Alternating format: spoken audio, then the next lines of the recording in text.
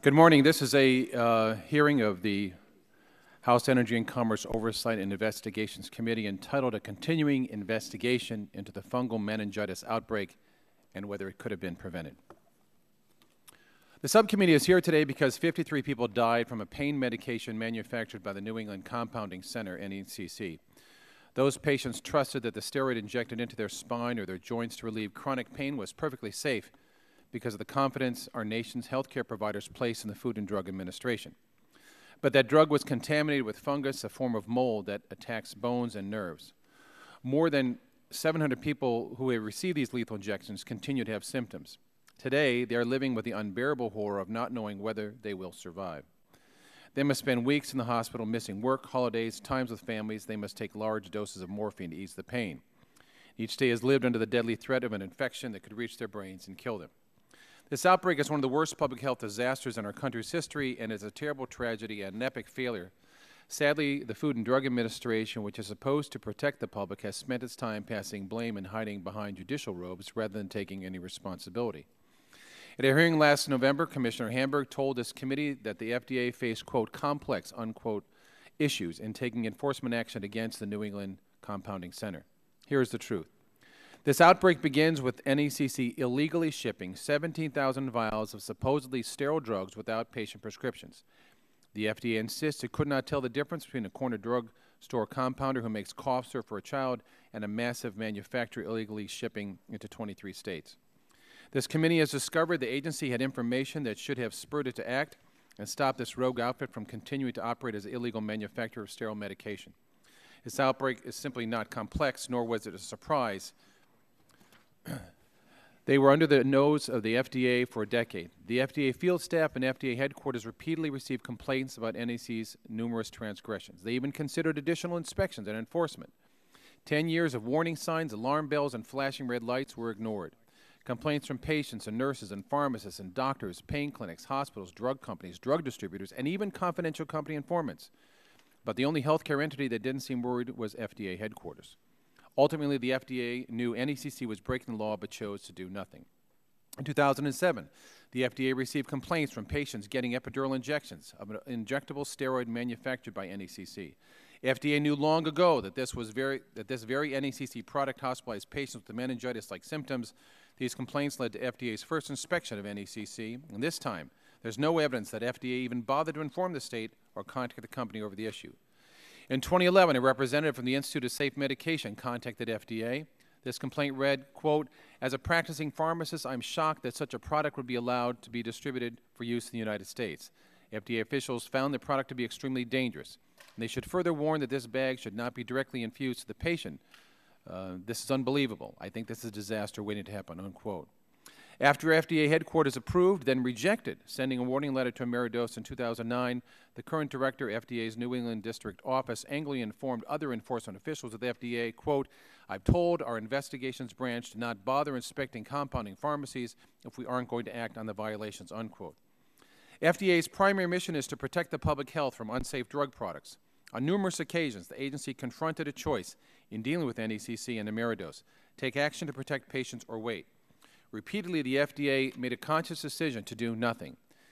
In particular, under the watch of Dr. Hamburg, the FDA put enforcement actions against NECC and Ameridos on hold in 2011 through 2012 because FDA lawyers wanted to wait until finishing a revision of guidance document.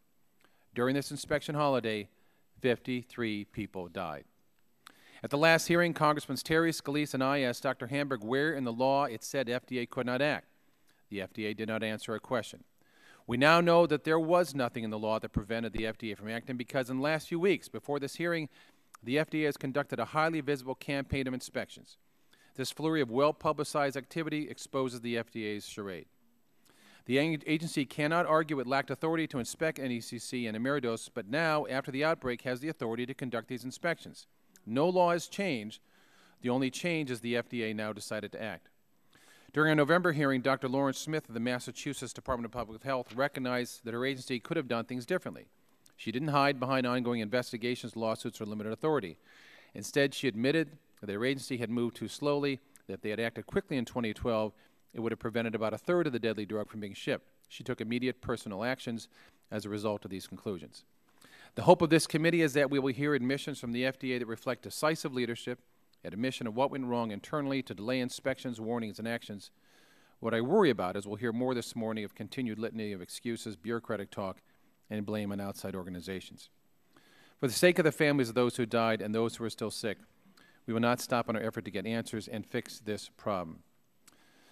I now recognize my distinguished colleague from Colorado, Ranking Member Diana DeGhetto, who I think also wants us to recognize some of the consent here too. Thank you very much, Mr. Chairman. I know I join you and the rest of the members of this subcommittee in expressing our deepest condolences to those who are affected by the tragic events yesterday in Boston, and we're all thinking about all of the victims. Our colleague, Mr. Markey, has been very interested in this investigation, and understandably, he's not here today, but he wanted to participate, and he has a statement, and he also has a October 2012 report that you folks have seen called Compounding Pharmacies, Compounding Risk. And I ask unanimous consent those both be entered into the record. Without objection, they'll be entered. Thank you very much. Mr. Chairman, I want to thank you for having today's hearing. Obviously, this fungal meningitis outbreak is a serious, serious situation. And our committee needs to understand the facts about how and why it occurred and what we can do to prevent it in the future. I think that this investigation has the potential to become part of the great bipartisan oversight history of this committee. I know that good investigations don't always result in legislative change, but in this case, I think we can use this investigation to help us identify the legislative changes, if any, that we need to help us avoid tragedies like this again in the future. As hospitals, clinics, and other medical providers outsource more of their compounding, a number of compounding pharmacies have sprung up, and frankly, they've been operating underneath the regulatory radar screen. A spotty pattern of state regulations and enforcement, combined with conflicting federal law, have made that even worse. So, Mr. Chairman, I want to talk about some of the facts we've uncovered as we've spent the last 5 months investigating the New England Compounding Center, the FDA, and the deadly fungal meningitis outbreak caused by contaminated compounded drugs. First of all, as we all can stipulate, the owners and operators of NECC ran a shoddy fly-by-night operation and jeopardized the lives of thousands of people. Second, for several years prior to the outbreak, the FDA received warnings about the company from its own inspectors, from state boards of pharmacy, and from whistleblowers. The FDA received warnings about and seriously considered investigating Ameridose, NECC's sister company, just a few months before NECC began to ship the deadly steroid products. One of the states that discovered these deficiencies was my own home state of Colorado, and in fact, my state board of pharmacy issued a cease and desist order to stop the company's practices.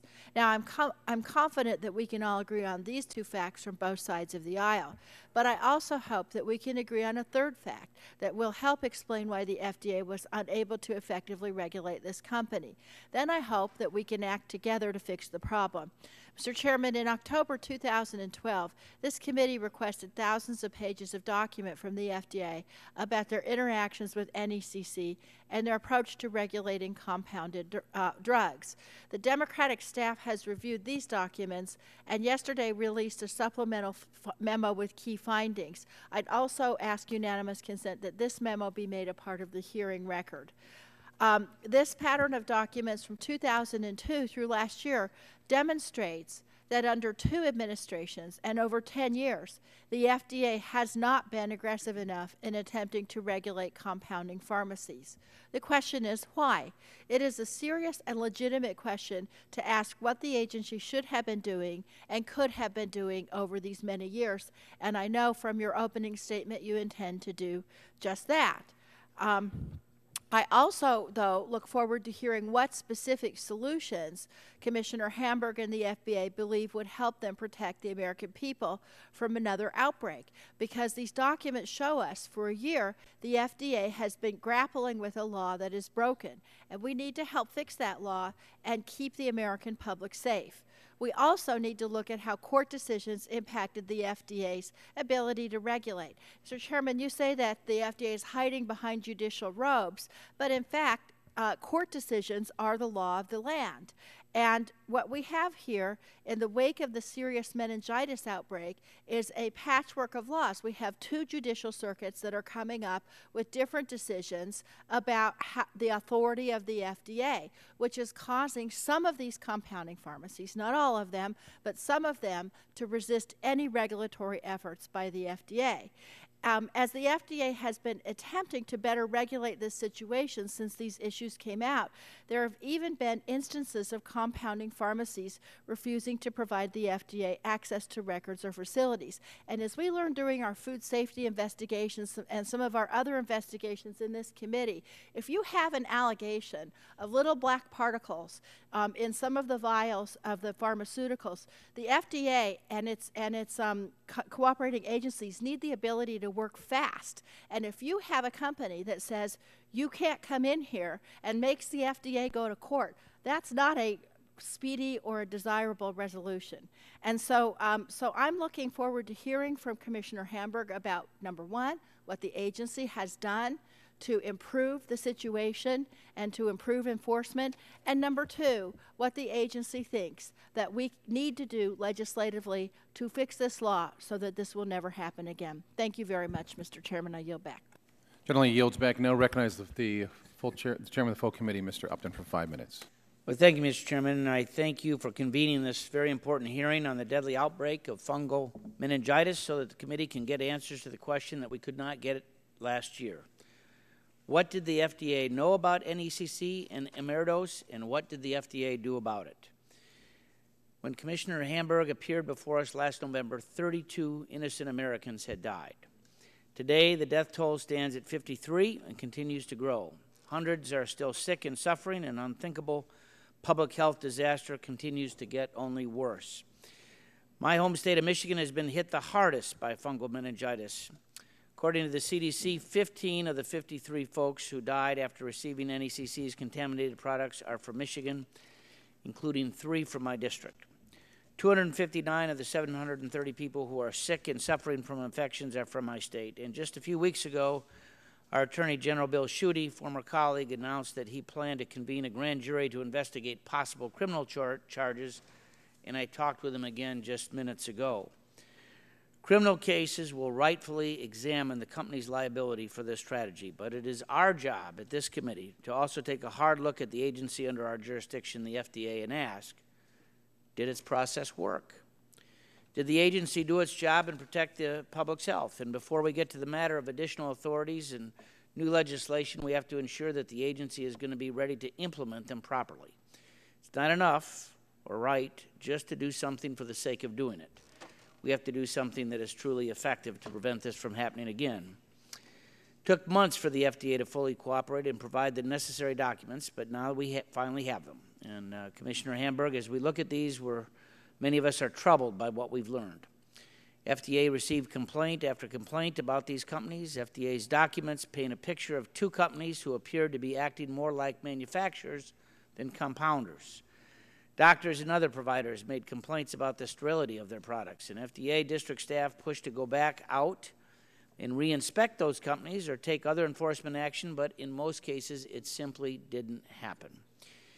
It is this breakdown that concerns me the most. Job 1 for the FDA is making sure that medicines we take are safe, but the mission appears to be lost as delays prevented the FDA from taking decisive action, and the agency took years to finalize its guidance and regulatory documents. We know now that 53 Americans did not need to die. It sickens me that this could have been prevented. And as we met this last week, I share your hope that this is a constructive hearing. We all want that. We need to get all the facts on the table. We'll hope that you can help us so we can move forward. We owe it to those families, and I know that we can do better and work together. And I yield now to Mr. Barton. Thank you, Mr. Chairman, and I want to echo what you just said. We have asked several questions at the previous hearing on this. The first one was, how did this happen? And the second one, could this outbreak have been prevented? At the time, we didn't get answers. Finally, after the committee has received the documents, we do have at least partial answers to those 2 questions. To the first question, how did it happen? There are two main reasons. Obviously, the company involved acted negligently and didn't follow proper sterilization and sanitation practices.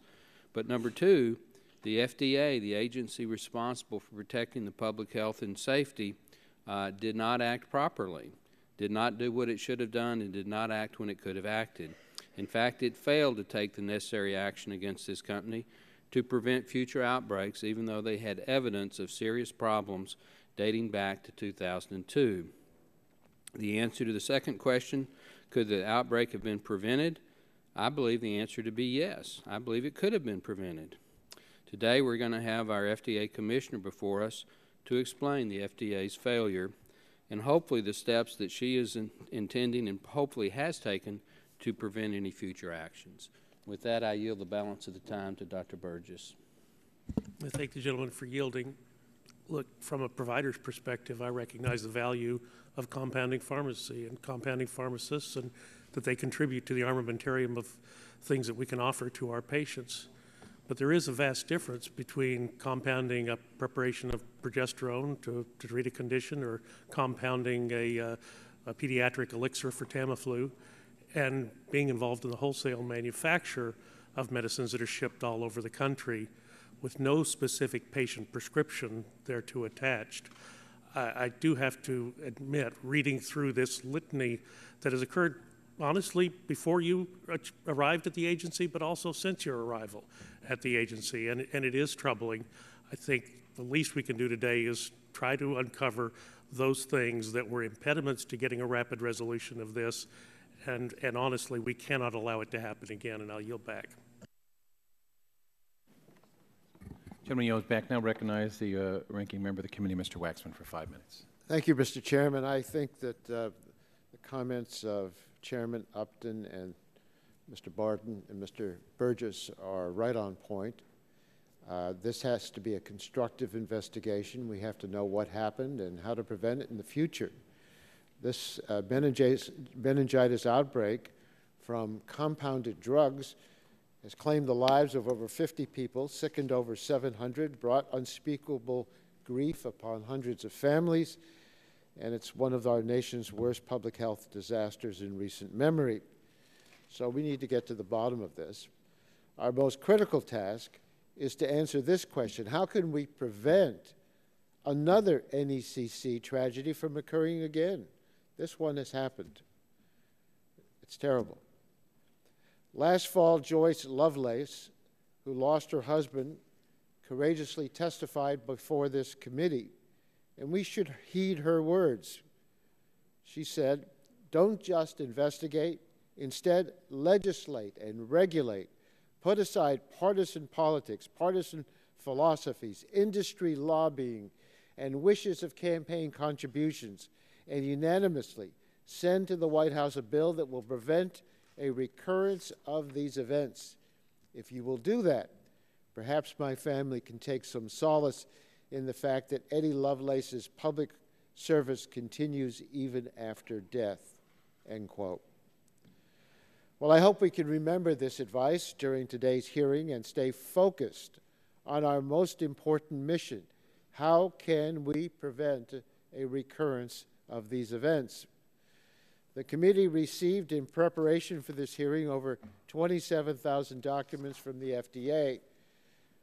Mr. Chairman, I agree with your comments that the record shows that FDA missed important opportunities to address problems at NECC. FDA was warned about potential problems at NECC and Ameridose and was simply unable to act or act fast enough. But the documents also show more than that. They show why this happened. And if we want to fix this problem, that's exactly what we need to understand. Mr. Chairman, here's what the documents show. For over a decade, FDA struggled to effectively regulate compounding pharmacies. Basic flaws in the compounding law and a series of conflicting court decisions have created uncertainty and confusion. As a result, FDA was unable to develop a coherent policy. Under this administration, beginning in 2009, FDA began to take new steps to develop an enforceable national policy for drug compounders, but it was never finalized. But this was difficult because the court cases created different rules for different parts of the country, which is inherently problematic. FDA had to struggle with how to pick up the pieces of a statute in tatters. Mr. Chairman, we should ensure that FDA is able to protect all of us in a uniform way from unsafe compounded drugs. It's Congress's job to fix the law when it is inadequate or when courts invalidate it. And that's why we must do more than blame the FDA for this tragedy. We must heed the words of Joyce Lovelace and act to give the FDA the clear authority they need to keep the American public safe and prevent another drug compounding disaster. I'm pleased that Dr. Hamburg is here to further answer questions. At the last hearing, a lot of the documents that our committee had requested on a bipartisan basis had not been received, and we now have those documents. And what we have is a muddied record of inaction where we would have liked to have seen action, clarity in the law to give you your instructions, Dr. Hamburg, but that law wasn't clear and the courts made it even more confusing. Our job is not to dwell on the confusion. Our job is to clarify what we want FDA to do, what we expect from FDA. We need to clarify it not just by criticism at an oversight hearing, but by acting together legislatively to spell out what the law must be in order for FDA to do everything it can to prevent another tragedy like this from occurring again. Thank you, Mr. Chairman. Mr. Chairman, I'd like to renew my unanimous request to put the Democratic memo in the record.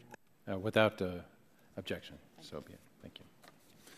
I'd now like to introduce the Honorable Margaret A. Hamburg. She's been the Commissioner of the U.S. Food and Drug Administration since May 18, 2009. She's an experienced medical doctor, scientist, and public health executive. Thank you for being here. I also ask you, let me go here. Where am I going here? To this one. Sorry. All right. You're aware that the committee is holding an investigative hearing and when doing so has the practice of taking testimony under oath. Do you have any objections to testifying under oath? The chair then advises you that under the rules of the House and rules of the committee, you're also entitled to be advised by counsel. Do you desire to be advised by counsel during your testimony today? I have with me Mr. Taylor, who is my senior counselor, and I would like him to be available to answer questions to give you the specific information that you might need. So you have the right to counselor too. In that case, would you both please rise and raise... Excuse me. One moment, yes. Mr. Chairman, I don't believe that Dr. Hamburg's saying he's her lawyer. I think he's No. just a lawyer at sorry. FDA here to answer questions. My suggestion would be to swear them both in. We'll swear them both in then, yes. All right, if you both rise and raise your right hand, I'll swear you in. Do you swear the testimony that you're about to give is the truth, the whole truth, and nothing but the truth? I do. The records show that both have answered affirmatively, so you're now under oath and subject to the penalties set forth in Title 18, Section 1001 of the United States Code. You may now give a 5-minute summary of your written statement, Dr. Hamburg. Thank you very much, Mr. Chairman and members of the subcommittee. I'm Dr. Margaret Hamburg, the Commissioner of the FDA. I appreciate the opportunity to testify today. I'm joined, as I said, by Mr. John Taylor, my senior counselor and former head of both our Drug Enforcement Office and of the agency's Field Inspection Force. We are at a critical juncture for public health.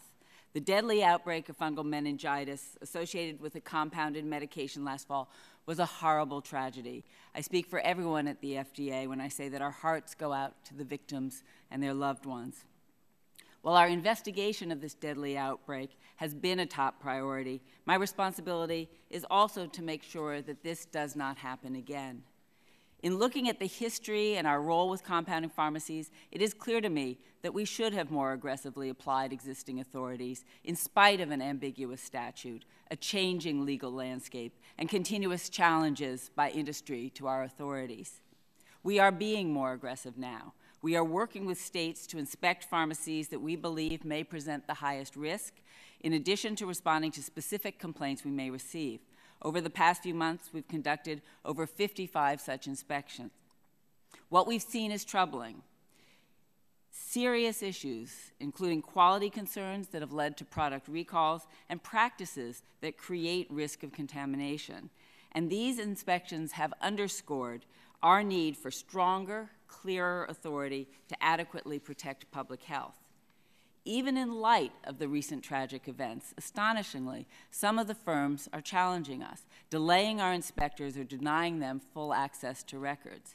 In 2 recent instances, we have had to secure administrative warrants from the courts and have U.S. Marshals accompany our inspectors so they could complete their work. In other cases, we had to threaten the use of warrants to achieve cooperation. Lack of clarity in our statutory authorities is not the only concern. The healthcare system and this industry have evolved tremendously.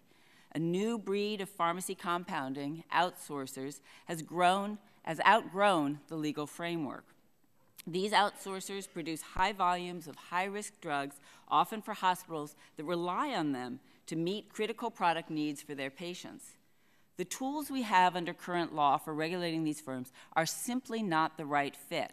Applying them in full force could lead to significant dislocations in the healthcare system and likely shortages. We need legislation to preserve the benefits of traditional compounding, while at the same time giving us the right tools to regulate the highest risk practices and products. For these higher risk compounding pharmacies, we need legislation that requires compliance with federal quality standards, requires federal registration so we know who they are, where they are, and what drugs they're making, and requires reporting to FDA of serious adverse events so that we can act before potential problems grow out of hand. For all pharmacy compounding, certain basic protections should be in place, including clear authority to inspect records to determine the scope and nature of a pharmacy's operations and to more quickly determine the cause of an outbreak, and a prohibition on compounding of the most complex and highest risk products, and clear labeling of compounded drugs to allow prescribers and consumers to make more informed choices. We look forward to working with Congress to explore funding mechanisms to support this oversight. If you look at FDA's attempts to regulate pharmacy compounding over the last 20 years, as detailed in the tens of thousands of pages of documents we've provided to the committee, you see that the agency has been struggling with how to effectively oversee this industry. You see numerous approaches that were derailed by a constantly changing legal landscape, challenges to our authority, and conflicting court decisions. I wish that during my tenure I had brought the need for legislation to you sooner. To be frank, given the history of this issue and the efforts of this industry, there were many at the agency concerned that seeking new authority would result in a weakening rather than a strengthening of the law. But I am here now to ask for your help. We have had an urgent call to action. We are all on notice, and we owe it to the public and the victims to provide better protection in the future. I'm happy to answer any questions you may have.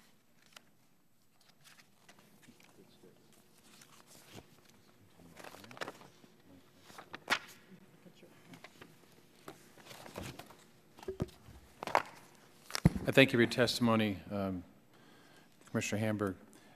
And I appreciate you want to move forward, but we'd also like to find out if there's things within the FDA that's been going on for the last 10 years that need to be addressed first.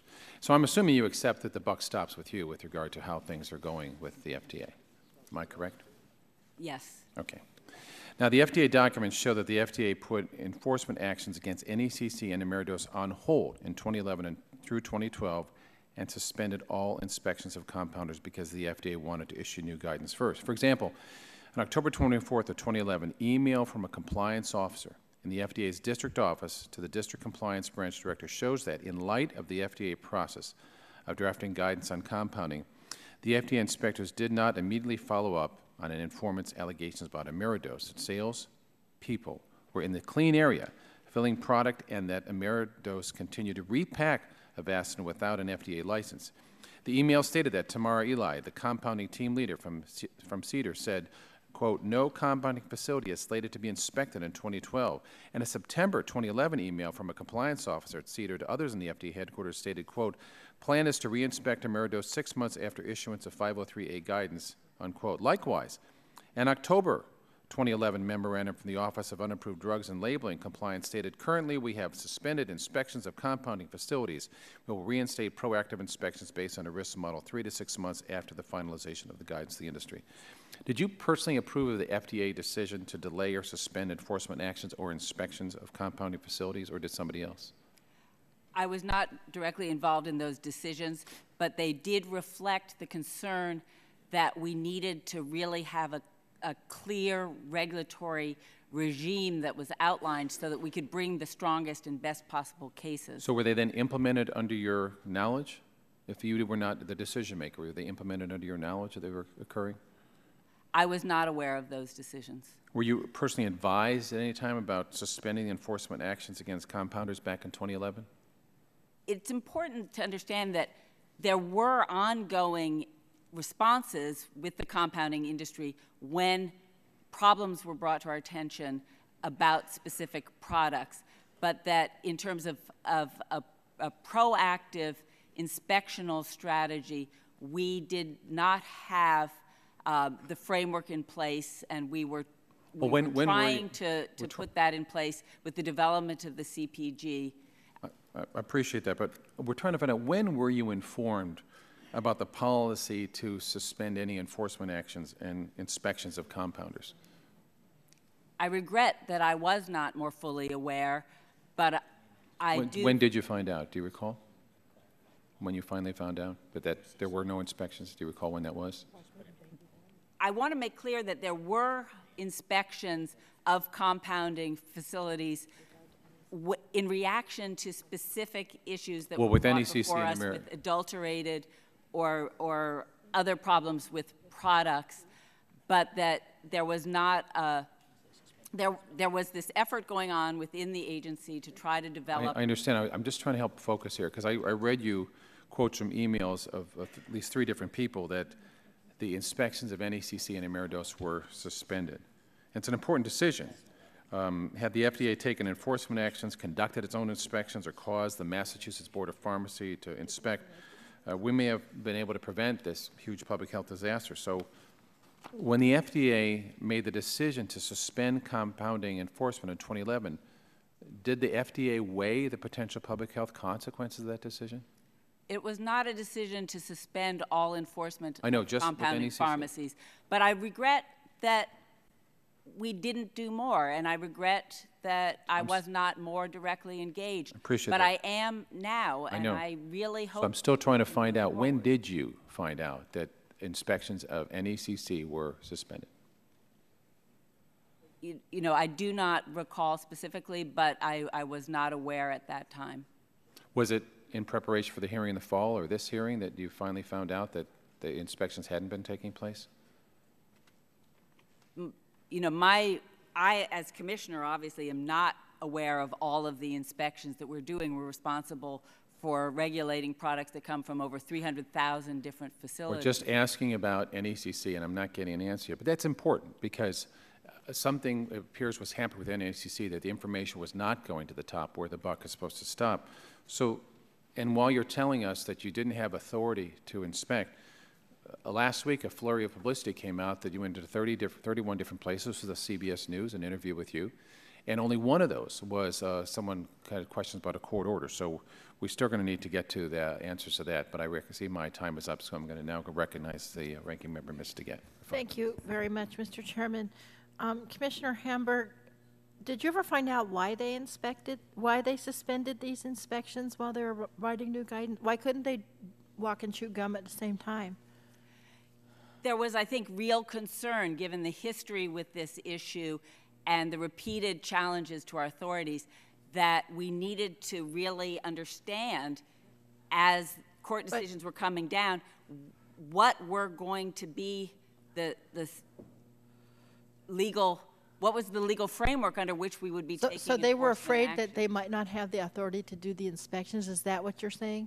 We have the authority to do. So why couldn't they do both at once? But inspections are just, a piece of what needs to be done to take enforcement actions. Right. But, so you don't know why they didn't do both because you didn't know at the time? Is that what you're saying? Why didn't they both do the inspections and write the new guidelines? I wish that there had been a more aggressive approach in terms of inspection. But you don't know why? But there was an effort to follow up on specific concerns that doesn't always require an inspection, but the desire was the CPG was being worked on in order to really provide clear guidance about the standards under which we would be looking at enforcement in these facilities. And, I wish it had been completed more quickly. Okay. Okay. So you testified that now that this is at your level, the last number of months since November have been aggressively trying to go in and inspect, and that people and that various companies have refused entry, and you had to get court orders and so on. Very briefly, can you tell me how long it took the FDA from the time that you announced you wanted to go in and inspect to get these orders, to get the marshals in? Was there a delay because of the resistance of the compounding pharmacies? Yes, there have been a variety of delays in terms of... About how long were those delays? Days to weeks. Days to weeks. Okay. Now, are you saying... This is a really pretty simple question. Are you saying that the FDA should have the authority to regulate all drug compounders? We believe that we need to focus on those compounders that are making the highest risk products, the sterile products, in advance or without a prescription and shipping to other states. We believe that there are not sufficient standards in place in the law and enforceable. So it's really a targeted group of compounders that are engaged in interstate commerce that the FDA believes it needs stronger authority. Is that correct? We believe we need to focus on the highest risk facilities, and that includes those making sterile products and shipping. And what percentage of all the drug compounders is that? Well, we don't really know because we don't know because you don't have the authority now. Compounders because they are not required to register with us, and we don't have full access to their records to assess them. Now, let's talk about this court case thing because some people on this committee seem to think this is more important than others. Now, in 2001, the Ninth Circuit Court found that part of the 1997 Food and Drug Administration Modernization Act was unconstitutional, correct? Correct. And so, and then in 2002, the Supreme Court affirmed that decision about the constitutionality. Is that right? Correct. And then in 2008, there was a different circuit court, that reached a different conclusion, finding that the key parts of the 1997 drug compounding law could remain in effect. Is that correct? That is correct. And is that map that your staff put up over there? That looks to me like the map that shows. Yes. So in other words, in the red, that's one of the court decisions. In the blue, that's the other court decision, right? Correct. And then in the gray, that's the rest of the country that's covered by different courts that have not ruled on this, right? Correct. And so the result of this has been that the industry has pushed back against the FDA's attempts to regulate, right? Correct. Now, I think you do understand, I think you recognize, we're not saying here that this absolves the FDA from responsibility to try, and you believe the FDA does have the responsibility to try to enforce, to make sure that these compounding pharmacies are doing the right thing, right? Absolutely. But nonetheless, there is not a clarity in the law, and that's hampering the FDA to know clearly what it should do and to do it in a quick fashion. Is that right? That is absolutely correct. Okay, thank you very much, Mr. Chairman. Now recognize Mr. Barton for 5 minutes. Thank you, Mr. Chairman. Madam Commissioner, I was puzzled as I listened to you evade the answer to the chairman's questions about when you learned. You never gave him a straight answer. So I'm going to ask a question. Let's see if we can get a straight answer. Does the sun rise in the east, Madam Commissioner? You have me so confused, I don't know. Well, I would hope that we could have gotten a straight answer from that. No, yes. My 7-year-old would know the answer to that in the first grade. So if we've now established that you can give us some straight answers, I'll give you one more chance to answer the chairman's question. When did you learn about all this? When did you become aware? Just a date, a time. You know, many of the issues that are involved here I did become aware of in the course of the investigation and reviewing the many documents that I mean, why are you afraid to just tell us? Because I really don't remember. Compounding pharmacies were okay. Well, that's an answer. I was not, you know, deeply. If you really don't remember, remember, you really don't remember. So we'll assume that you really don't remember. So I'm going to ask you another question. You've been the commissioner, I think, for a little over 4 years. It's since you got confirmed by the Senate. So when you found out about this problem, how did you feel then, and how do you feel now? When the meningitis outbreak began, like all of you, I was deeply concerned and committed the resources of our agency to engaging in the public health investigation and response. And I have been deeply involved in the subsequent activities, and I do believe we need to be more aggressive, and I intend to be more aggressive. I'm asking for all the people of America that depend on the FDA, the gold standard of regulatory authority in the world. You're the point person. Now, obviously, there's thousands of people at the FDA, and you can't be personally responsible for each and every one of their actions, but in our form of government, you're the person that the President of the United States, confirmed by the Senate, is the leader. Are you upset with what this company did? Are you outraged? Are you confused? Are you puzzled? I mean, how do you feel?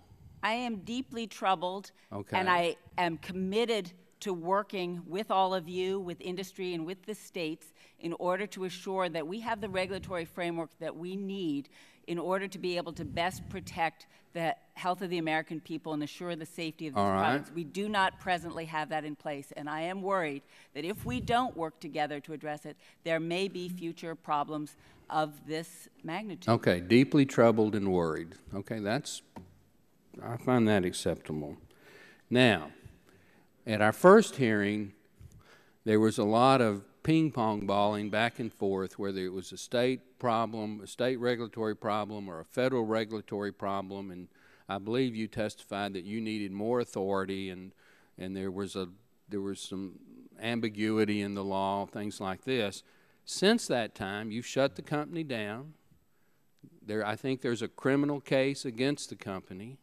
So obviously the FDA had enough authority to do what it has done. Do you today think that the authority is adequate on the books for your agency, or do you continue to believe that you need more authority?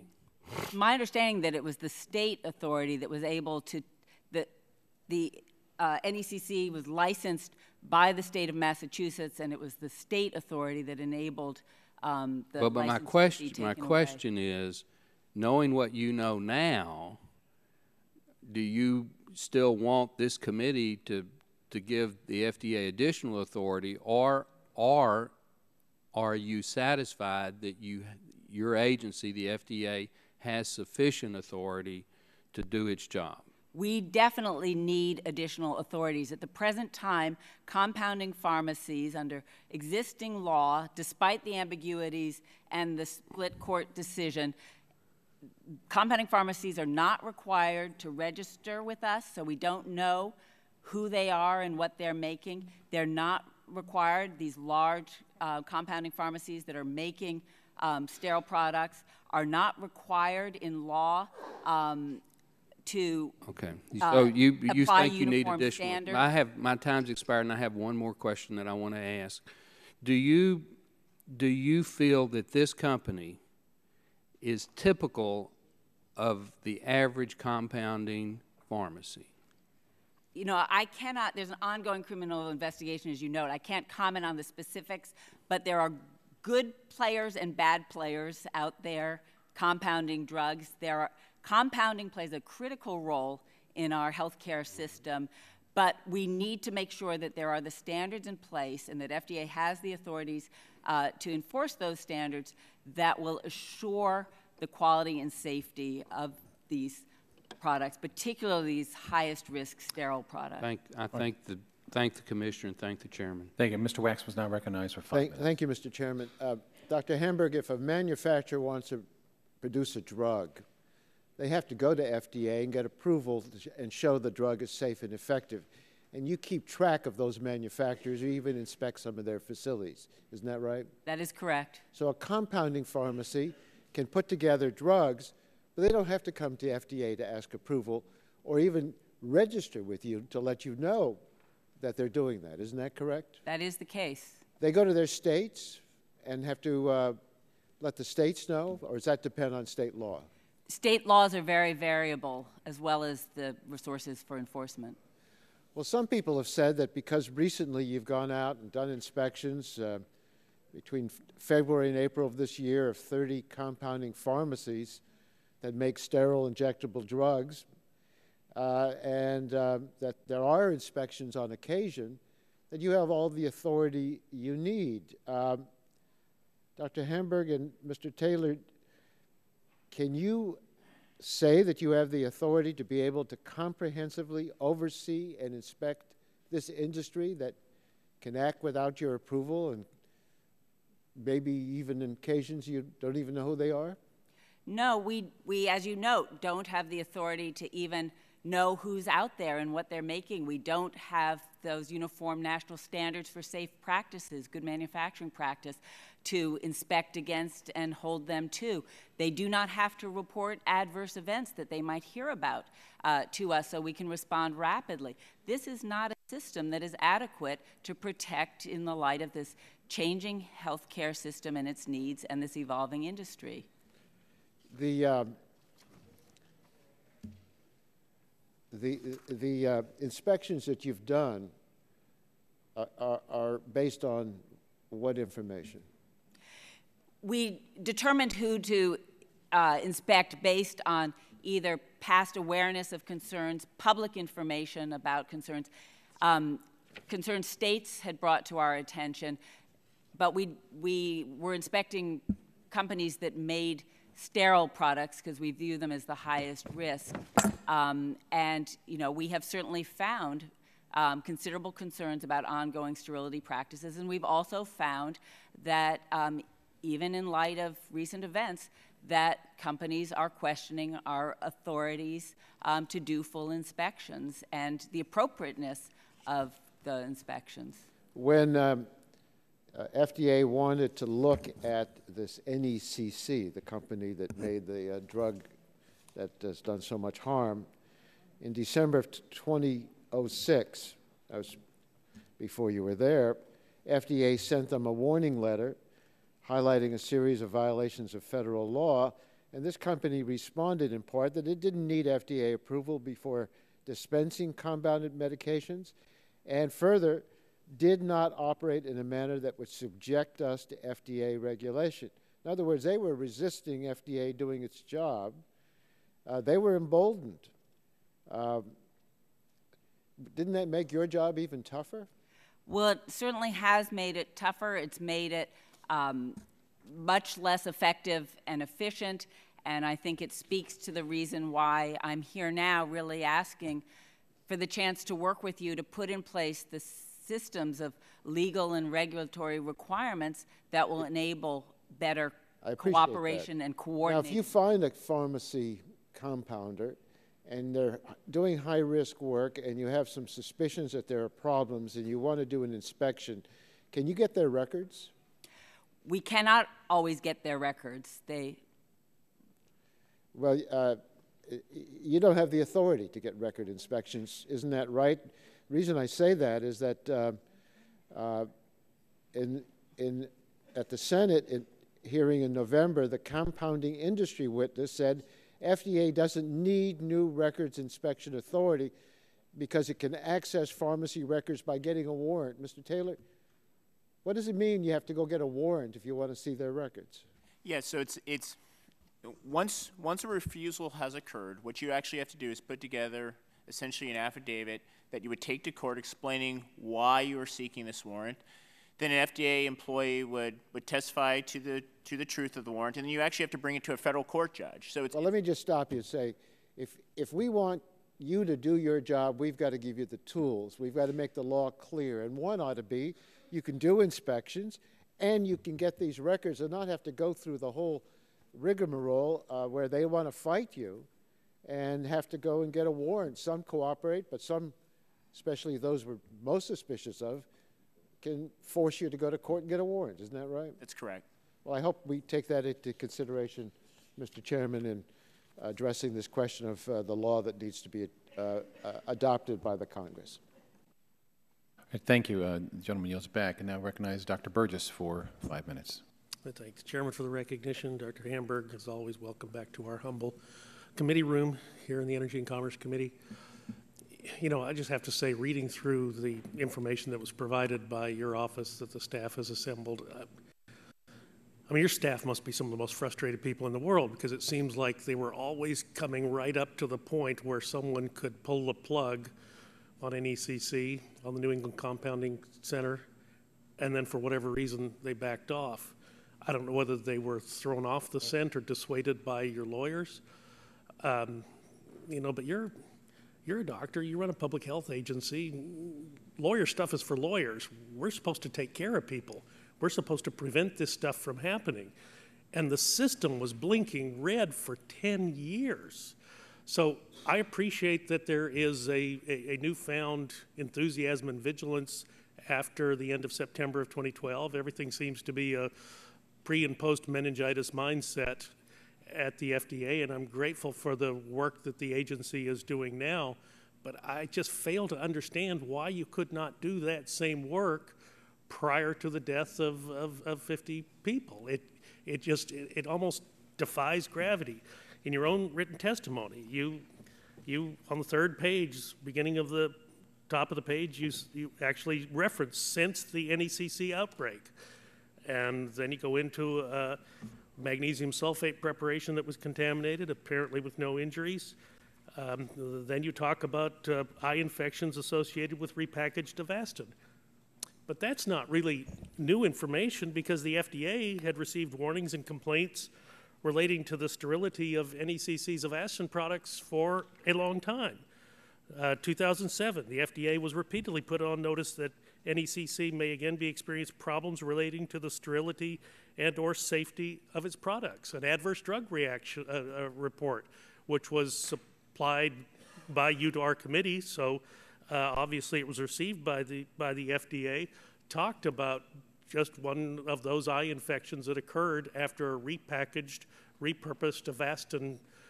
Apparently the company took a bulk amount of compound that was duly licensed for treatment of colon cancer, broke it up into smaller amounts, and dispensed it to ophthalmologists for use in treating macular degeneration. The problem is, and has been referenced by your folks, every time you pierce that vial, the risk for contamination occurs. So you make up multiple preparations that can now be used for intraocular injection, but the last syringes that are prepared that day may have extra stuff in them. You cannot have a preservative to prevent the growth of bacteria or fungus in an Avastin preparation for ophthalmic use, because it's going into the eye, and you can't have a preservative injected into the eye. So I guess what troubles me is you're talking about it here, the serious eye infections with repackaged Avastin, but that wasn't exactly news to you, was it? I think what you're speaking to underscores the fact that we really do now need to recognize that the existing legal authorities and enforcement strategy is not adequate to address the problems that we have. We need to be able to hold repackagers in interest of time, to sanitary standards. Because you now are in those companies. I mean, in your own testimony, you talk about compounding pharmacies producing what should be sterile products, shipping across state lines in advance of or without a prescription. I'm not a lawyer. I don't really understand what makes a manufacturer, but I feel like that old Supreme Court justice. I don't know the definition of manufacturer, but I know one when I see it, and that's a manufacturer, and you have absolute authority to regulate manufacture of pharmaceuticals, do you not? Yes. Yes, is the answer. Thank you for the direct answer to that question. And you're doing it now in the post-NECC environment, and we're grateful for that enforcement activity. I just got to believe your folks at the various divisions within the agency, I mean, they had to be pulling their hair. In fact, we have the testimony of one, the fellow that's now the head of the whole New England district office, Mutahar Shansi. I mean, he said, why do we even inspect if we're not going to follow through on these things? They're doing all the work. They're getting right up to the point where, again, someone should pull the plug on the bad guys, and they tell a cop to stand down. Don't do it. Your agency must be internally in turmoil because of this. We would very much like to have some of the same kinds of authorities that we have with conventional manufacturers with these highest risk compounders. Wait a minute, we do not presently have them, and that's why we are seeking legislation. You have the authority to regulate manufacturing. I mean, no one is disputing that. That is not in question. You have that authority. In fact, if you don't believe you have that authority, maybe somebody else ought to run the agency, but you have that authority, and that should be crystal clear. But what I'm saying to you is we do not have the same authorities to regulate compounding pharmacies. If they are manufacturing, if they're engaged in manufacturing, I submit that you do. Thank you, Mr. Chairman. Maybe we can have time for a second round. Thank you. Chair recognizes the gentleman from Michigan, Mr. Dingell. Mr. Chairman, I'm quite outraged. Here I sit, we're picking nits and straining at gnats instead of addressing what this committee should be doing. We should be figuring out what are the problems and then to proceed to address them. We've had 733 cases, 53 deaths, 15 deaths in Michigan, the highest number of cases and the deaths. And we're dealing here with an agency that doesn't have the authority to do the things that it needs to do. Section 503 exempts compounded drugs from 3 critical requirements of FDA. First of all, they don't have to comply with good manufacturing practices. And if you look what happened up in New England, you'll find they weren't even within rock-throwing distance of good manufacturing practices. And so they have no authority to address these things as new drugs. They really have questionable, if any, authority to address these people as manufacturers. And there's no requirement that these things have directions for proper use.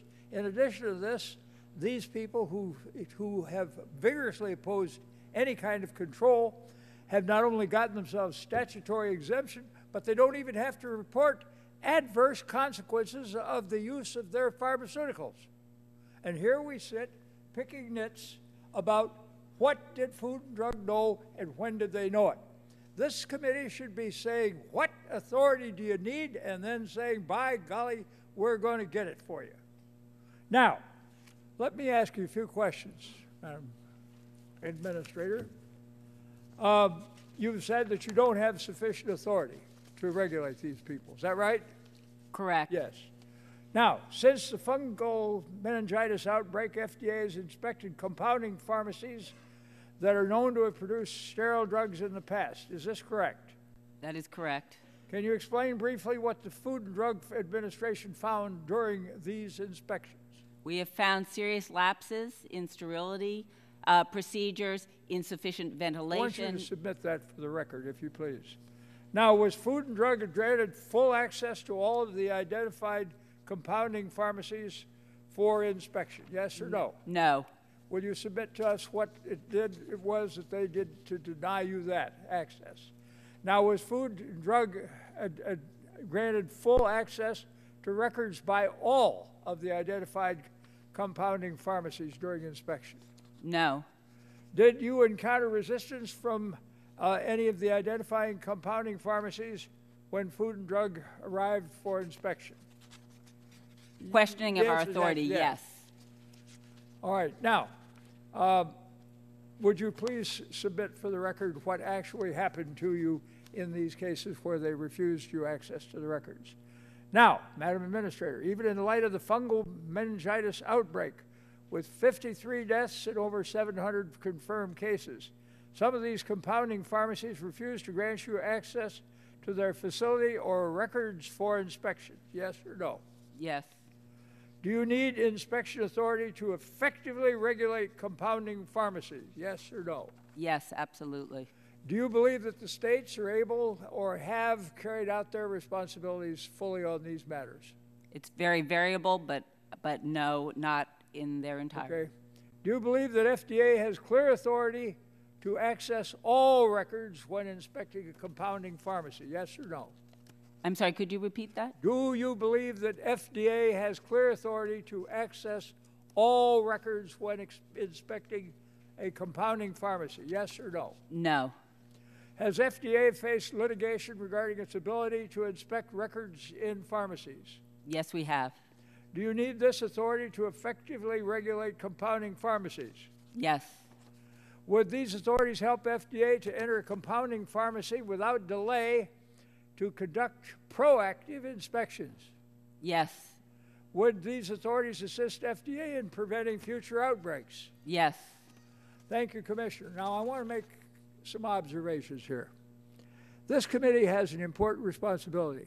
Our responsibility is to find out if the laws are being properly enforced and if there is additional law that is needed to make the situation better. We are having people who have been killed. We can anticipate if we don't do something more, there's going to be more. The Democratic members on this committee have sent to the leadership of this committee a request to bring in the trade association of these people to discuss what it is they're doing and why and when and how.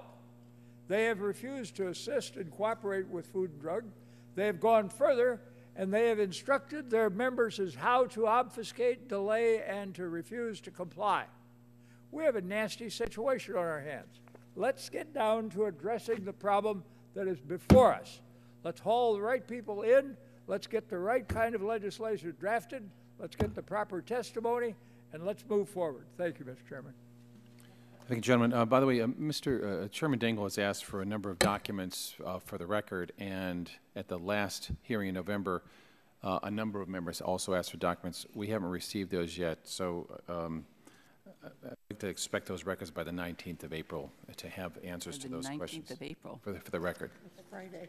The questions for the record from the last hearing. The questions for the record for the last hearing, which was in November. The Chair now recognizes for 5 minutes, gentleman from Louisiana, Mr. Scalise, for 5 minutes. Thank you, Mr. Chairman. I appreciate you having this hearing and following up on something that we have been delving into for a few months now. I know I had asked, as others did, back at that last hearing, and I'll reiterate, I'd like to get whatever law it is that y'all are hiding behind that says you do not have the legal authority to investigate these pharmacies like Ameridos and NECC.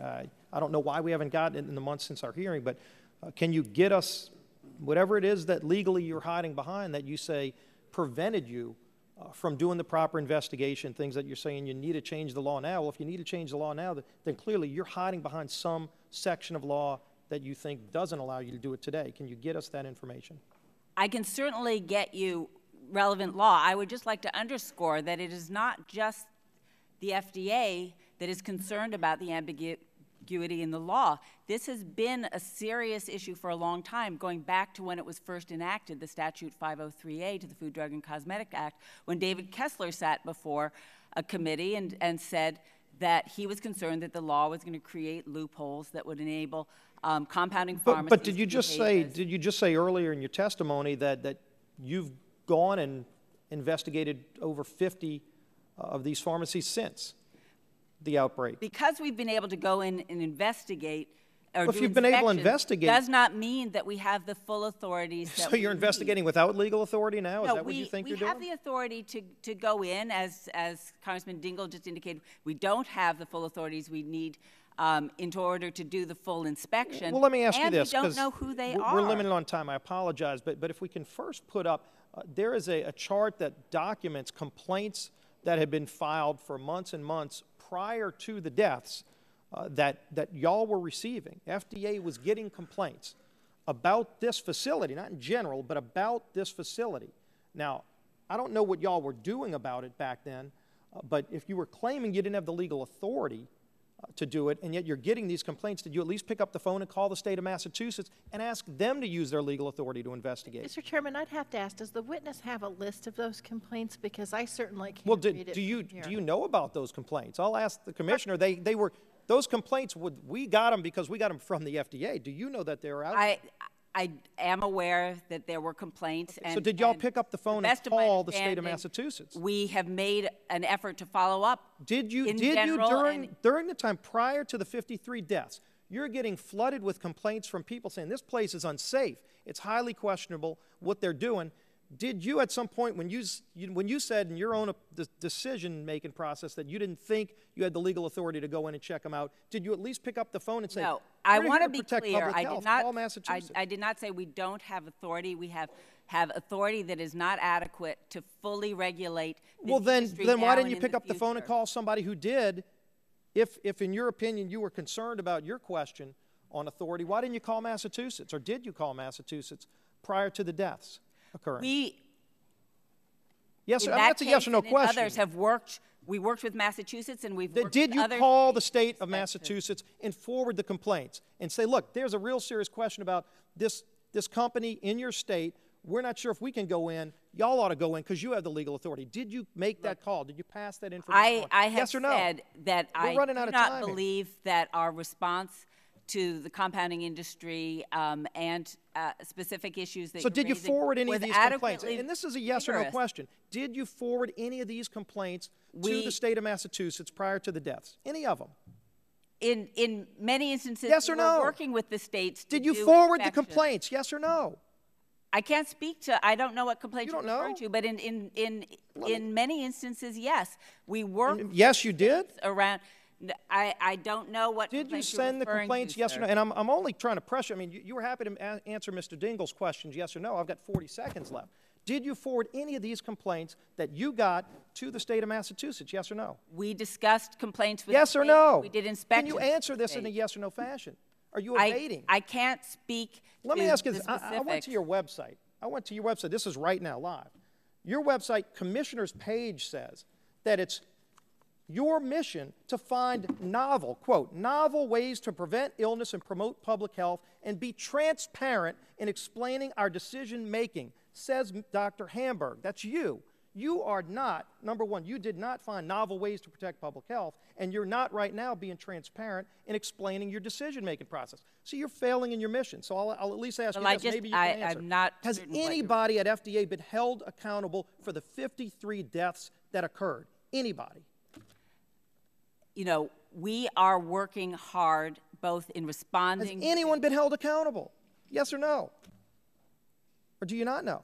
You know, my statement to you is that we could have been more vigorous, but has anyone been held accountable? Gentleman's time. Have you held anyone accountable? The buck stops with you. You said that today in your testimony. Have you held anyone accountable for 53 deaths? This is a problem that is one that needs to be addressed. I'll take that as a no. FDA. I'll take that as a no, and I'll yield back Gentleman's to time Alan. has expired. Now recognize the gentlelady from Illinois, Mr. Schukowsky, for 5 minutes. Thank you, Mr. Chairman, and thank you, Mr. Tonko, for allowing me to go out of turn. Commissioner Hamburg, by the time the Obama administration entered office in January of 2009, FDA guidance and law regarding compounding pharmacies had been governed by confusion and uncertainty for nearly 7 years.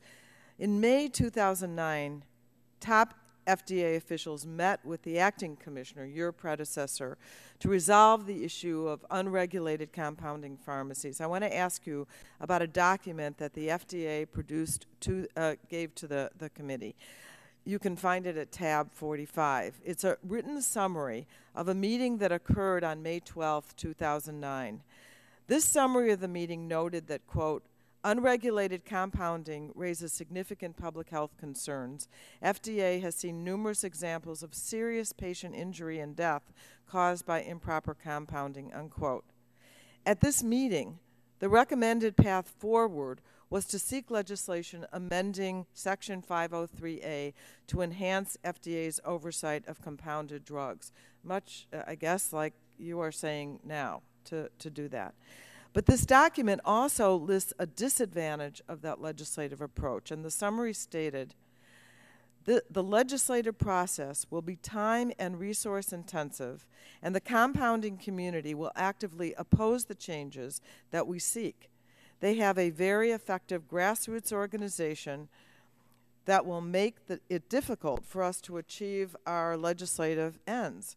We cannot know if the result of our efforts will be better law than Section 503A in its current form, unquote. So, Dr. Hamburg, this was not a meeting that you attended, and I'm not going to ask you about it specifically, but I would like to ask you a question about the influence of the compounding industry generally and its leading trade group, the International Academy of Compounding Pharmacies, or IACP. Can you describe the general views of the compounding industry with regard to the FDA authority that you're talking about requesting today? Well, I think it's clear that that organization and the industry more broadly has over many years questioned our authorities to fully regulate the compounding pharmacies. They have challenged us in court, has been documented. And in addition to questioning FDA authorities, as was demonstrated in the document that was put together by Congressman Waxman and others, they also were making concerted efforts to weaken regulatory authorities at the state level.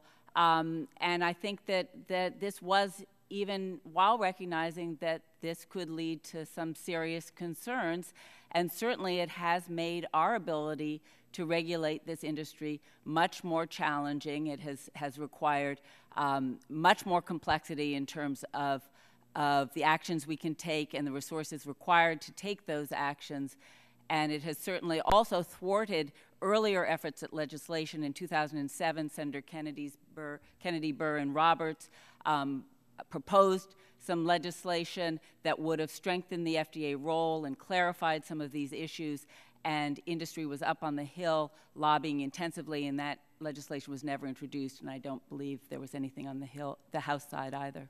So then, would you say that the IACP has made it more difficult for FDA to effectively regulate drug compounders? I would. And would you agree that the compounders have traditionally been adamantly opposed to any expansion of FDA authority over drug compounders? Absolutely, and I think the industry is questioning the inspections that we are doing now. So, Dr. Hamburg, earlier this week, the subcommittee released a letter asking that a representative of compounding pharmacies be invited here today, but the majority rejected our request. I'd like to ask that the letter and underlying documents, all of which show that the compounding industry has fought relentlessly to avoid FDA oversight, be added to the hearing record. Thank you. I think this proceeding would have benefited from hearing their testimony. Our drug supply needs to have FDA oversight, and drug compounders shouldn't get to evade regulation by the agency. We as a committee need to join together and finally give the FDA, give you the authority that you need, that the agency needs to effectively oversee drug compounders. And I yield back. Generally yields back, and I recognize Mr. Olson for 5 minutes. I thank the chair, and welcome Dr. Hamburg.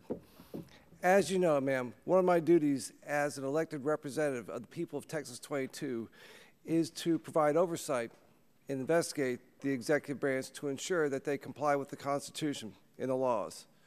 Put simply, my job is to find the truth. The truth is that 55 Americans died because their spinal injection was contaminated, and at least 700 Americans were made seriously ill by that drug. These families deserve to know the truth, and I intend to get that for them. During your testimony in November, you made a number of statements about how the compounding industry has evolved in recent years. You also highlighted that the Massachusetts State Pharmacy Board was in the best position to oversee NECC. but that decision was made in 2003. Is that correct? As I think you probably know, compounding pharmacies historically have been regulated by states, and it is the states that license pharmacies. Yes, ma'am. These are complaints. Please refer to tabs 2 and 3 in your binder there. Give some time to do that. These are complaints about the NECC from pharmacists in Wisconsin and Iowa that the Massachusetts Pharmacy Board forwarded to FDA in April and May of 2004. In an email to the Massachusetts Board related to the second complaint in tab 3, the lead attorney for the board asked, could you clarify what we may not have known about their operation previously that this email tells us, as in what the FDA might not know in their prior assessment that the NECC was not a, quote, manufacturer, end quote. Commissioner Hamburg, a different picture of NECC began to emerge soon after the FDA decided the state should take the lead. Isn't that right? Much different picture, ma'am, much different. As I think was discussed at the last hearing, it was agreed during this early period that, in fact, the state of Massachusetts had the lead in responding because it was a licensed pharmacy in Massachusetts. However, I think it's important to underscore that the line between compounder and manufacturer is not a bright one, and that's part of what we're seeking, is to get more explicitness in law with respect to what is a manufacturer and what is a compounder. Yes, ma'am, but these documents show that by 2004, soon after the FDA's decision that the state would take the lead in overseeing NECC, FDA had already begun to receive information showing that the company was shipping products across the country without patient-specific prescriptions. Based on documents provided, pharmacists and hospitals continued to forward NECC solicitations to you, to the FDA. Let me give you one example. It's tab 4 there in your binder. In January of 2006, the FDA received a complaint about NECC soliciting a multiple-use sterile injectable product. Are you familiar with this complaint, ma'am? Yes or no? Yes. Yes. This complaint stated that NECC does, and this is a quote, not need or desire to have the patient's name, end quote. This would suggest that the company is no longer acting like a compounder, right? It's not filling patient-specific prescriptions. Recently, a 60 Minutes report in which you were interviewed, a NECC anonymous informant claimed the company was forging patient prescriptions. Are you familiar with that charge, ma'am? Yes or no? You know, with respect to some of these specific documents, et cetera, because of the ongoing criminal investigation, I discussed this with the chairman before, you know, I cannot characterize this situation for you. We all want that criminal investigation to go forward, and I do not want to do or say something that would compromise you are not that. the subject of an open investigation. This committee has not sought any documents from the FDA or the U.S. Attorney's Office that are being used in an open criminal case. By definition, we are not asking any questions about the open case or evidence that is part of that case. This Congress does not necessarily have your respect for a quote-unquote open criminal case. That excuse. 30 years ago, in the Reagan administration, this committee and other committees in the House held EPA Administrator and Gorsuch in contempt for not producing documents, even though Administrator Gorsuch was advised by the Department of Justice and the White House that she could not produce to the Congress these documents because of executive privilege. Please give us these documents. Again, I don't think open case applies. It hasn't historically. It shouldn't apply here. You clearly have a huge number of documents, but I cannot speak to the specifics of some of these documents because of the ongoing criminal investigation. I don't know the specifics of what is, I'm not part of the ongoing criminal investigation in terms of the collection of information and its analysis, but I have been told that I need to be careful not to compromise that investigation. At the subject investigation, and we've not sought any documents from FDA Mr. or the Chairman. U.S. Gentleman's Attorney's time has Office about expired. this investigation. Yield back. Gentleman's time has expired. I would respectfully ask that members, I'd ask unanimous consent to ask Commissioner Hamburg, were you advised by counsel not to answer questions about the ongoing criminal investigation of NECC? I was.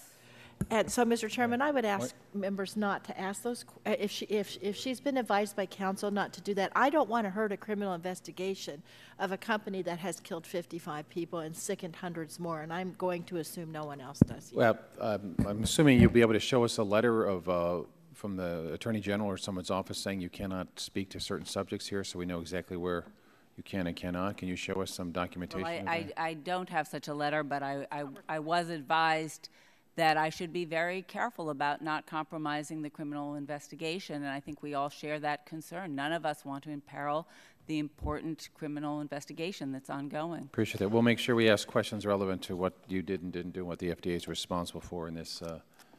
Thank you. Chair now recognizes the gentleman from New York, Mr. Tonko, for 5 minutes. Thank you very much, Chair. First, thank you for appearing before the committee, Dr. Hamburg, and thank you for your service as Commissioner at FDA. It's been well documented that the FDA has been stepping up its inspections of compounding pharmacies in the wake of tragedies. And while that's a first good step, can you tell us which additional efforts you need? What follow-up intervention would and should be available as the next tools in the kit to do your job and do it effectively? Well, thank you for that question. We do feel that we want to be more aggressive, and to do that, there are some critical gaps in our authorities. First of all, we need these companies that are making the highest risk products, the sterile products, in advance of or without a prescription and shipping them interstate. They need to be held to a national uniform standard for safety practice and good manufacturing that they will adhere to, that we can inspect against, and that we can take enforcement actions against that will hold. They need to be required to register with us so that we can even know who's out there and what they're making. And we certainly want them also to report adverse events to us if they hear about them in relation to a product, so that we can get in quickly and try to mitigate that problem as fast as possible. Thank you. The partnership, the interrelationship with the state authorities, are there requirements for them to inform the FDA as to findings? Does the ball rest in your court to approach them? Are they required? Is there a registry of sorts that requires them to update you routinely? Is that structured? Yeah. Is it standardized? A very important question. As you know, states historically have regulated compounding pharmacies, as they do the practice of pharmacy in general, and states have very different laws with different requirements. But as far as I know, there is not any specific requirements on reporting to the FDA. We often work in concert with states, and that's important, and we sometimes piggyback on their authorities when we are going into facilities and, for example, trying to get access to records which we might be denied. Going forward, we feel very strongly that we need to strengthen the working relationships with the state and systematize some of the mechanisms for communication, because that will make a difference. In these recent inspections that we've just done, we did do them in almost all the cases in coordination with the states. It seems to me that, there was a lot of talk as to what intervention there was or what interaction there might have been between FDA and the states. It seems to me there's an added safety net offered if there's a structured, standardized requirement of states to inform good and bad news being shared with you about their oversight and the given authority that they now have. I think that would improve the system. And also, you asked about the explicitness of some of the details that guide your day-to-day operations in these matters.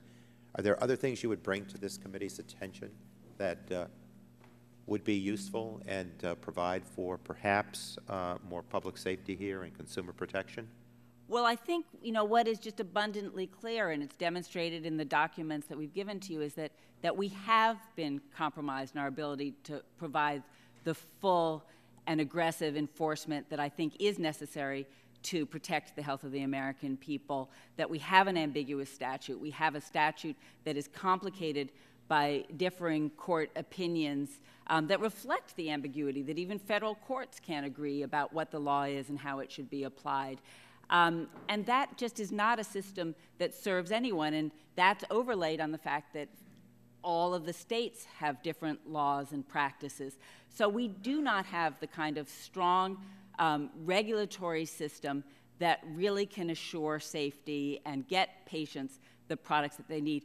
In addition, the statute doesn't fit the current healthcare environment, patient needs, hospital needs. It's simply the wrong fit, and we have an opportunity, I think we have an obligation now to work with all of you to try to make sure that we have the kind of regulatory program in place, the kinds of laws that we can really build on and enforce against.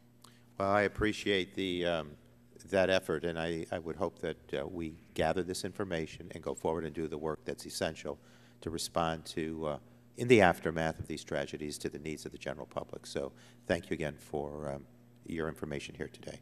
Thank you. Right now recognize... I yield back. The gentleman yields back. We now recognize for 5 minutes the gentleman from Virginia, Mr. Griffith, for 5 minutes. Dr. Hamburg, while the circuits may disagree on some aspects of the law, isn't it correct that in order to be a compounding pharmacy, you're supposed to be making something for a specific patient with a specific prescription? Isn't that true? Well, in fact, yes many or no? states allow anticipatory compounding and I'm talking about the code, the federal code. And isn't it true that for federal purposes, it's supposed to be a specific prescription and a specific patient?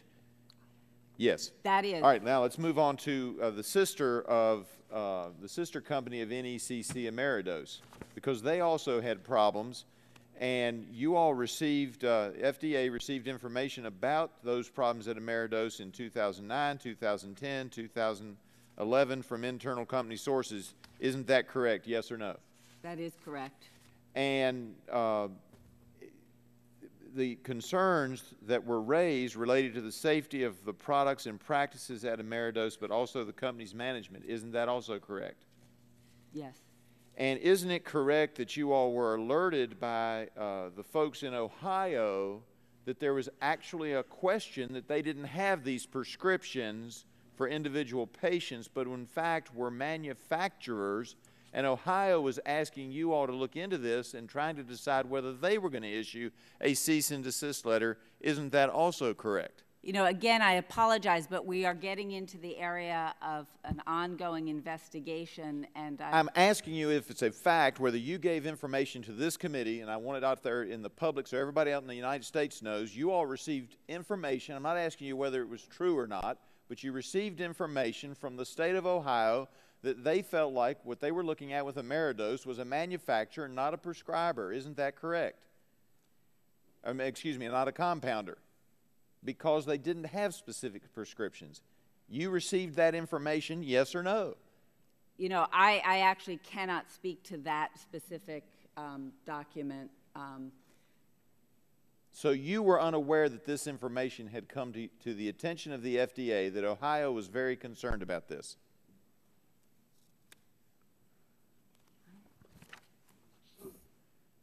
All right, I'm going to move on. Are you aware that there were notes that were involved in these complaints and concerns about whether or not there was going to be an investigation, and that one of those notes, and I would point you to tab 26, go to the second part where it starts listing out things, and it says in note, I believe I've got this right here, on page 4, note 4, specifically part of the inspection was to read, are written prescriptions / physician orders for identified individual patients received before dispensing compounded injectable products each time they are dispensed. That's part of one of your own memos, is it not? And Mr. Taylor, if you want to jump in here, it might be your memo, but it's an FDA memo. Yes or no? The issue about prescriptions is one that has been an area of ambiguity in terms of whether 503A applies or not, et cetera, and it's been part of this changing landscape in terms of... There was an inspection request, and as a part of that inspection request, attached to that was background information and what you ought to do, and one of those was to look into that information. But you all never did that with Ameridose, did you? Before the NECC problem, their sister company was discovered through the deaths of American citizens, and 1,415 people in my region of the state of Virginia and a little bit over into West Virginia were impacted by these drug companies or these manufacturers posing as compounders. You never asked for that information. The FDA never did that, did they? As I said, there is an ongoing investigation by the FDA with respect to Ameridose, and we are... All right. You never held an inspection. Yes. We have inspected Ameridose on a number of occasions, but I cannot speak to the specifics. All right. And there were numerous requests to inspect both Ameridose and NECC. And as these inspection requests came in, you all sometimes, you answered earlier that to get a warrant might take you days or weeks. But isn't it true that on several occasions when NECC wrote you back and said, we don't think you have authority, you took 2 years before you even sent them a letter back? Isn't that not also true? As I've said, I wish that we had been And I appreciate more that. And I do appreciate the answers today much better. My believe... time's running out, ma'am, so I'm going to move on. I do appreciate it. I understand that you're now going to be more aggressive. But in order to fix this, we have to figure out where the problems are. And when you have 2-year delays, when somebody just sends you a letter and says, hey, we don't think you have authority, that's not acceptable. I believe that we've got to figure out what the problems were, not just at NECC, but across the board. I believe there are a lot of companies out there posing, perhaps, as compounders who are really manufacturers.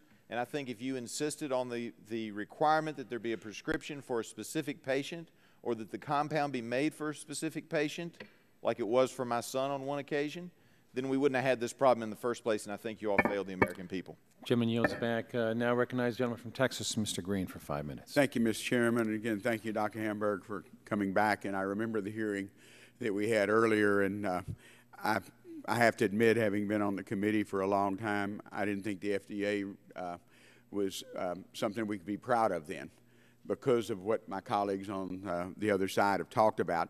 Since the fungal meningitis outbreak was traced back to the so-called compounding pharmacy in Massachusetts, all we've seen is finger pointing from the FDA, the industry, Republicans, Democrats, even states have played this role, and it's time the finger pointing in and we begin to legislate. And I've always supported community-based compounding pharmacies because historically that's how pharmacy started. And but I was shocked at what was going on in Massachusetts was considered the same type of facility as my neighborhood compounder who's filling a prescription from a physician, or even a larger pharmacy that supplies hospitals or large practices or even a heavy client load. And I know the FDA is requesting additional authority from Congress to regulate certain compounding pharmacies.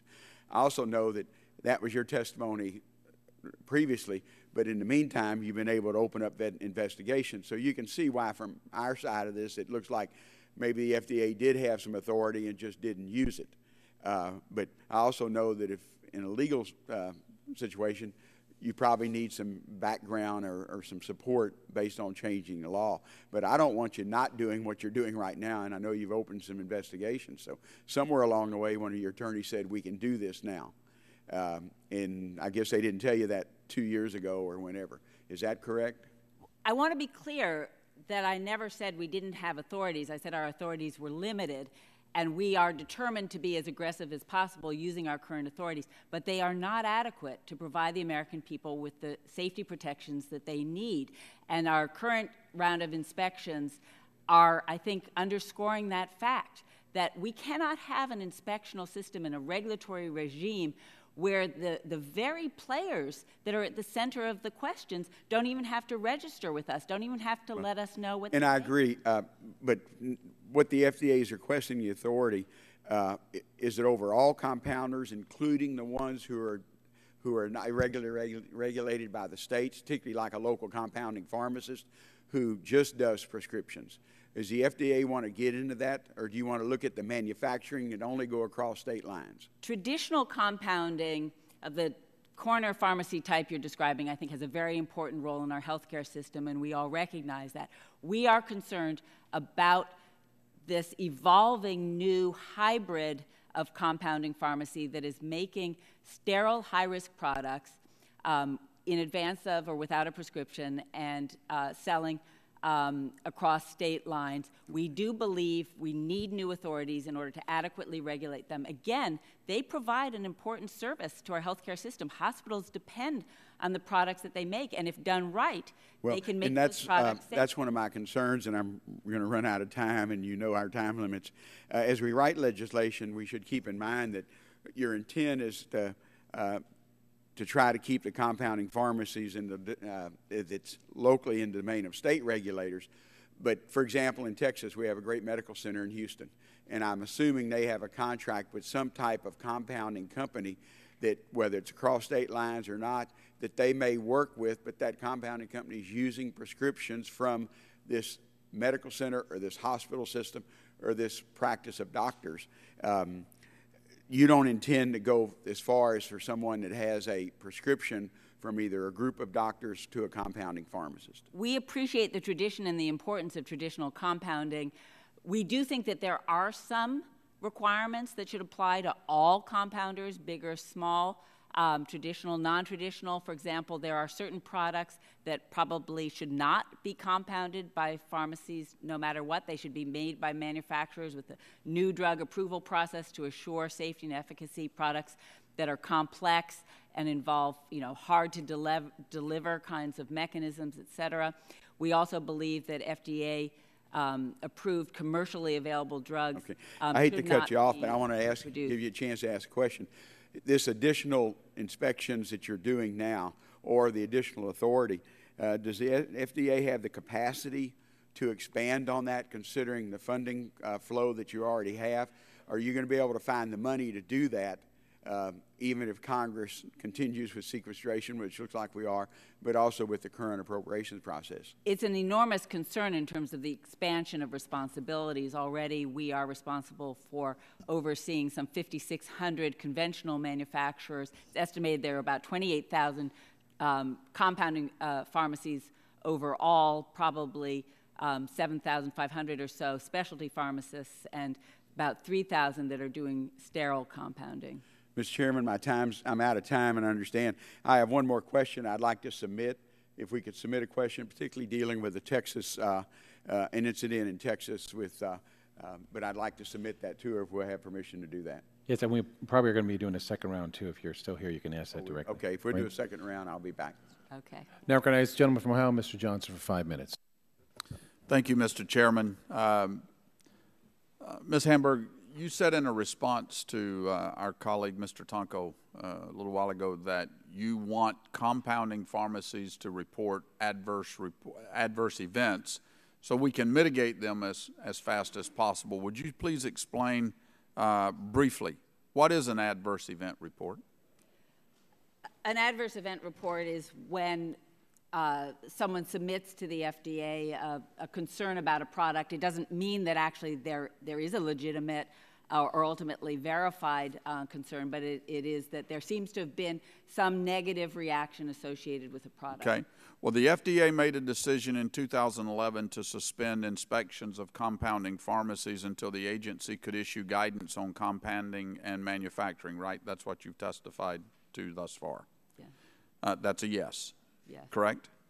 It's a bit more complicated than that. No, it was a very simple question. The FDA made a decision in 2011 to suspend inspections of compounding pharmacies until the agency could issue guidance on compounding and manufacturing. We were doing for-cause inspections when we learned about a problem. Well, I want to talk about certain adverse event reports that came into the agency about Ameridose after this decision to suspend inspections were made.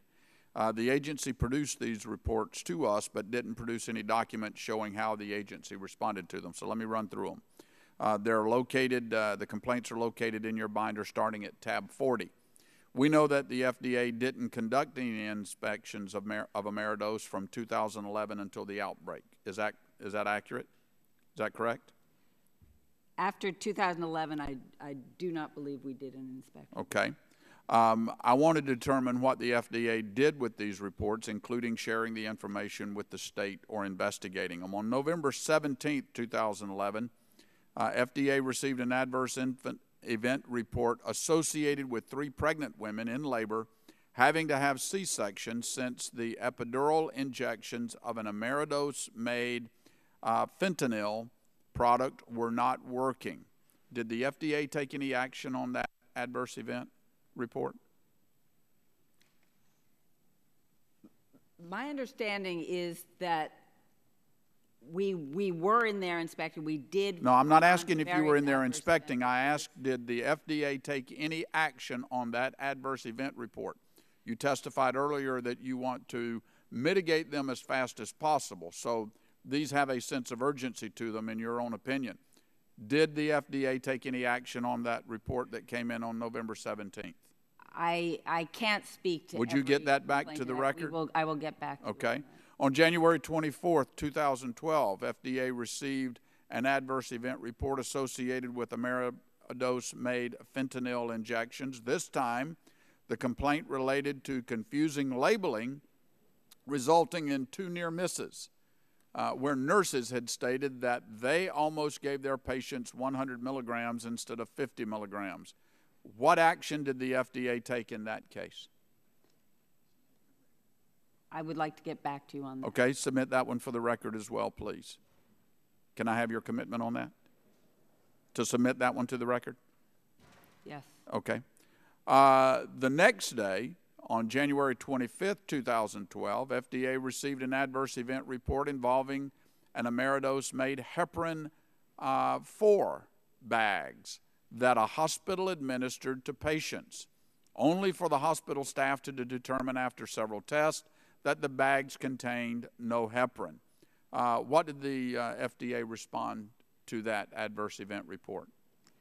Again, it would be very helpful to me because of the ongoing FDA investigation. They're in your tab, I'm uncertain, what would be harmful for me to say. No, what did the FDA do in response to that adverse event report, if anything? Get that back for the record also. Adverse event report. Looks like we're striking out here. My time is limited, ma'am, because I have several others here.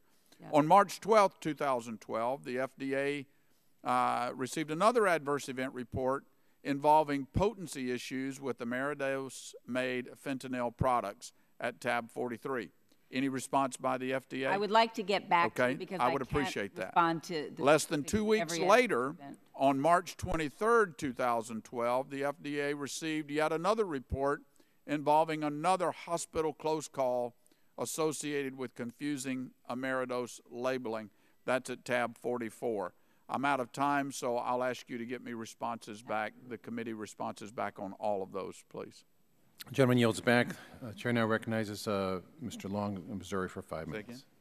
Thank you, Mr. Chairman, and thank you, Dr. Hamburg, for being here today. I know this hadn't been real easy, and Mr. Taylor for your assistance. The President stepped to the microphone yesterday and said that at a time like this with the Boston attack yesterday, that we're not Democrats and we're not Republicans, we're Americans. And I think when a situation like this NEC situation with the FDA comes up, that's how we need to approach things, is as Americans, and try and get to the bottom of this and see what you can do to be helpful to us and what we can do to be helpful to you. And back in, do you remember the first time, when was the first time you were apprised of the fact that warning signals or warning flags had been raised about the activities of the New England Compounding Center? You know, as I think I said before, as commissioner, I am not aware of every enforcement action that's being taken, every complaint that comes in. And so, you know, unfortunately, I was not aware of many of the facts that are now before us. Well, I'm just asking the first time that occurred. The first time you were apprised of this, I mean, was it on a newscast, or how were you made aware of the serious problems? You know, I became aware of NECC when the first reports of the meningitis outbreak began to emerge. And, which was approximately? Which was in the fall of 2012. And, you know, we began to work very quickly with our colleagues at the state level and with the CDC to try to understand the nature of the contamination and what could be done to address it, and to make sure that appropriate actions were taken. Prior to that time, had you all ever inspected the facilities of NEC? Had the FDA ever been in there and done any inspections? Yes, there had been inspections. What type of inspections? I mean, what were they inspecting for? I mean, is this something where you would monitor for such things as mold, or do you do microscopic tests, or what kind of inspections would you conduct? Well, I think, you know, we were not doing routine inspections because NECC was being regulated by the state of Massachusetts as a licensed pharmacy. But over the course of history, we were in there for various reasons in response to specific complaints of product contamination or adulteration or misbranding. Did you know they were bad actors then? I mean, would you have considered them a bad actor from your prior This is the area experience? that I cannot address because of the ongoing criminal investigation. But you have no letter or anything from Justice or anyone telling you not to speak here openly today about, to answer our question, I guess? I think none of us would want to compromise the importance of that criminal investigation and what. Well, we don't want to compromise the American public either. And we've had 53 deaths, and we have 700 and some that are ill now with it, might lead to their demise. There's another, I think Morgan Griffith said there's 1,400 and some just in his district alone. So, but back on April, in fact, it's been 2 years and 1 day ago, Colorado issued a cease and desist order to the New England Compounding Company, or whatever the last C is on there, for shipping drugs to states without requiring individual prescriptions for each drug. Back then, 2 years ago, prior to 2012 and this outbreak, in there somewhere you all called off the dogs for a year. At what point was that? Well, I think you were referring to a cease and desist order that had happened from Colorado, based on Colorado state pharmacy law. Right, but that didn't raise any red flags to you all that. You know, as we've discussed, states have very different laws with respect to what they will allow in their states and what also they will license pharmacists and pharmacies to do. And we did view that as a matter of state law fundamentally. While you said earlier in your testimony that we needed legislation, and legislation takes a little while in this town, and while we're waiting for this legislation, what are you doing in the interim to prevent this from happening again or continuing to happen? Or there may be other compounding facilities out there as we speak with mold in their facility along with other things. What are you doing now? Well, I'm deeply concerned that we could have another tragedy, and that's why I really am hoping we'll be able to work with you on new legislation. But in the meantime, we are going to apply our current authorities as adequately as we can, recognizing that they're limited, that they don't allow us to know everyone who's out there and what they're making. They don't allow us to have a clear, uniform set of standards that are enforceable in law for these highest risk compounders to adhere to, and that we are being challenged every day about our authorities in terms of the industry believing that we are overstepping, that we don't have authorities, and we know we need changes in the law in order to really be able to proactively provide the kind of regulatory framework that will prevent problems from happening in the first place rather than responding after the Short of having new legislation, are you satisfied that your agency is doing everything possible now to protect the American public in the interim, because like I said, it takes forever and a day to get new legislation done in this town, particularly when one side of the aisle refers to the other side of the aisle, and then that side of the aisle refers to their friends on the other side of the aisle. Like I said, I want to go back to my opening statement that I think we need to all work as Americans for a solution here and forget this malarkey about each side of the aisle. I think this is one time that we need to pull together, because there's been a lot of people, that families that have been crushed by this, and we need to prevent this in the future. I yield back what time I don't have. Thank you. The gentleman's time has expired. Now I recognize the gentlewoman from North Carolina, Ms. Elmers, for 5 minutes. Thank you, Mr. Chairman, and thank you, Dr. Hamburg, for coming today.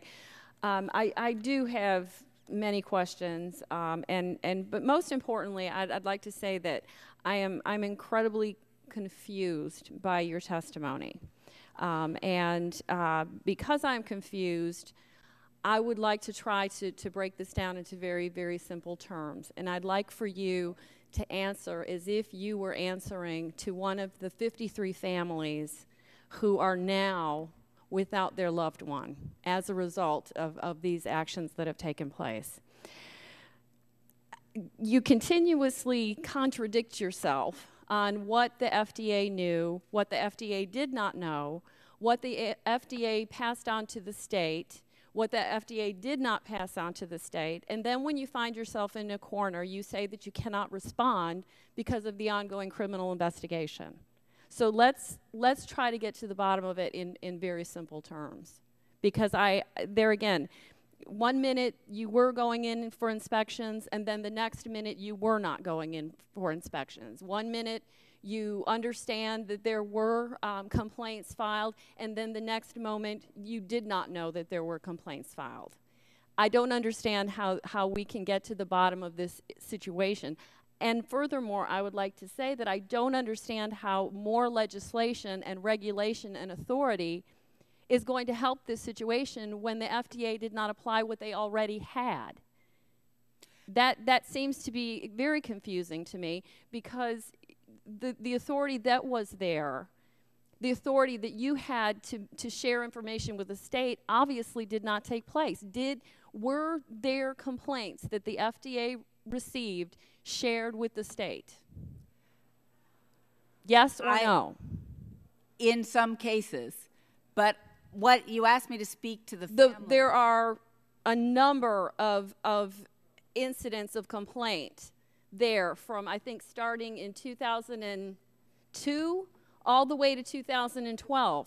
Which of those complaints were shared with the state? Now, mind you, I understand, in your testimony you said here that you worked very quickly with our colleagues at the state level. How did you work with the state level when this went on for 10 years? You know, I think the critical point that I want to make to you and would make to the families and their victims is that I wish that the FDA Okay, that is the been third more time aggressive. you have used the term I wish. I bet that those families wish you had acted as well.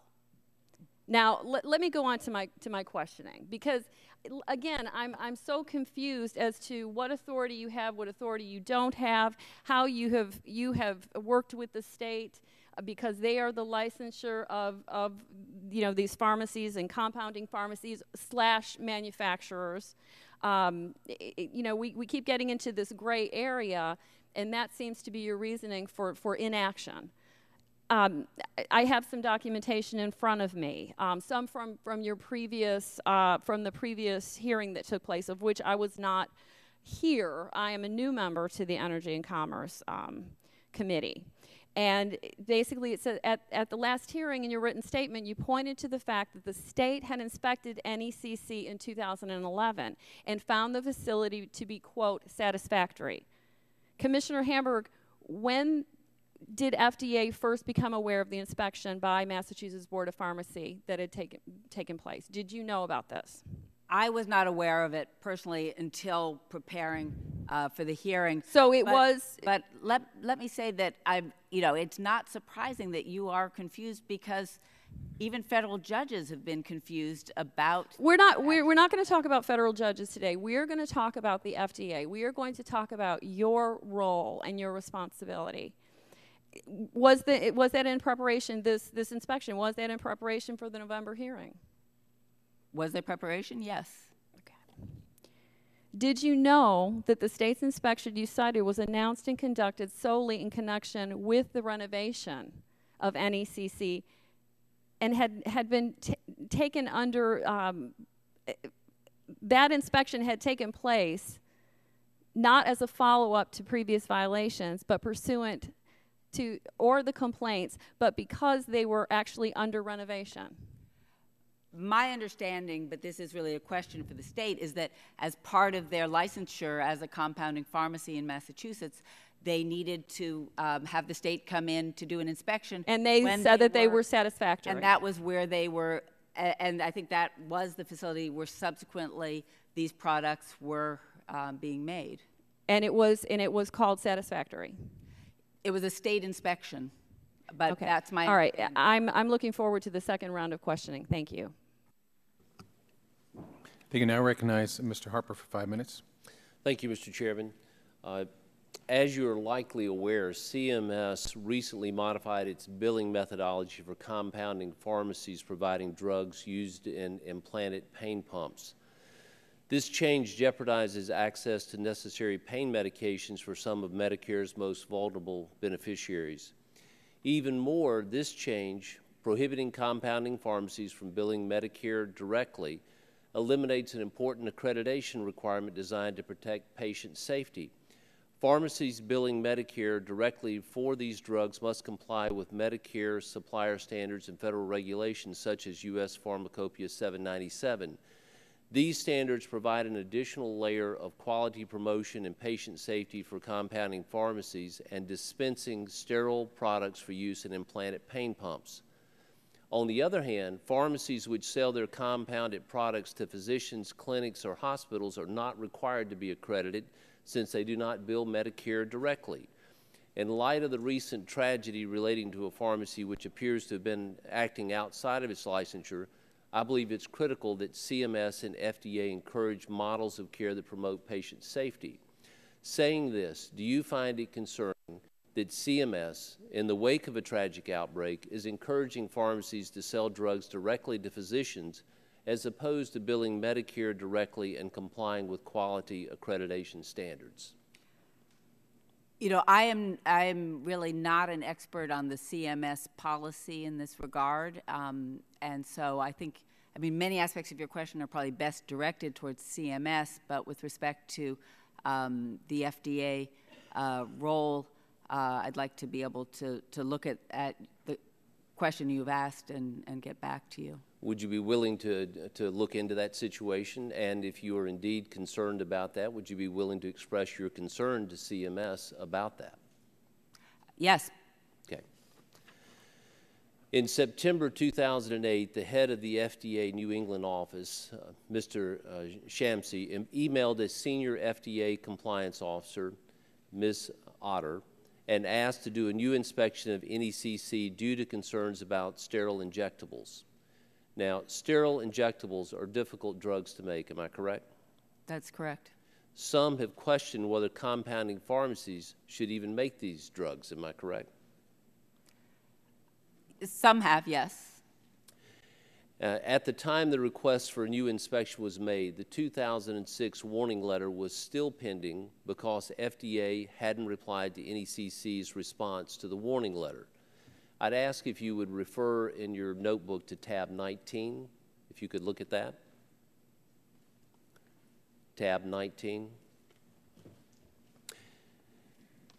In this email from October 1, 2008, Mr. Shamsi, the current head of the FDA district office, emailed Ms. Otter, a senior compliance officer, and asked whether, quote, our lack of response would hinder any further action against NECC, close quote. Mr. Shamsi believed the FDA lawyer in the chief counsel's office would be reluctant to approve an injunction if they hadn't replied to NEC's response to the warning letter. It seems like FDA staff were considering serious, it seems like if they were, the FDA staff were considering serious enforcement actions like enjoining the company, but a breakdown in process was preventing the agency from taking decisive action. Is that a correct statement? As I said before, we should have been more prompt, but it is the case that during that period, there was a series of court decisions that were altering the landscape with respect to the application of relevant legislation with respect to FDA authorities. And that was, unfortunately, slowing our response. I hope that we will not be in that situation again going forward. That is why I am here really saying that we do need strengthening and clarification of our regulatory authorities. We do need new laws that will enable us to be able to provide the clear, consistent, and uniform regulatory oversight and action with these compounding pharmacies that are making, as you point out, the higher risk sterile products. So in that situation, no matter the risk, FDA was not willing to do anything. Again, I am a little bit uncertain about, how much detail to speak to because of the ongoing criminal investigation. Okay. The ongoing criminal investigation, which you have nothing in writing advising you of constraints for that, correct? You've said that. There's nothing in writing. Do you have anybody here from the U.S. Attorney's Office that's here with you today to advise you on which questions to answer or not answer? No, I don't. Has there been any communication from the U.S. Department of Justice to this committee advising you what you should or shouldn't respond to? There has not been formal communication to this committee, no. Yield back. Thank you. Gentlemen, time's expired. We're going to go through a quick second round of questions here, so let me begin here. Commissioner Hamburg, obviously one of our key concerns here is that the FDA's process failed. For a year, inspections were suspended. I'm not sure we still have a clear answer yet of when you became aware of that. And we also recognize this has gone on for 10 years. There's nothing political about this. This took place under different commissioners, different administrations. What I believe a number of us are concerned about is that while you were here asking for some new laws and new authority, I, for one, am not yet convinced that the FDA has taken steps to clean up its own house here. Inspectors wanted to go back and reinspect. They were frustrated because of decisions by the Chief Counsel's office to delay it. Now, it would seem to me that a common sense next step would be for you to call together a post-mortem after you became aware of all these problems. You had the people together responsible and said who knew what and when and who made this decision and why. So I want to ask, have you gone back and had such meetings with your agencies?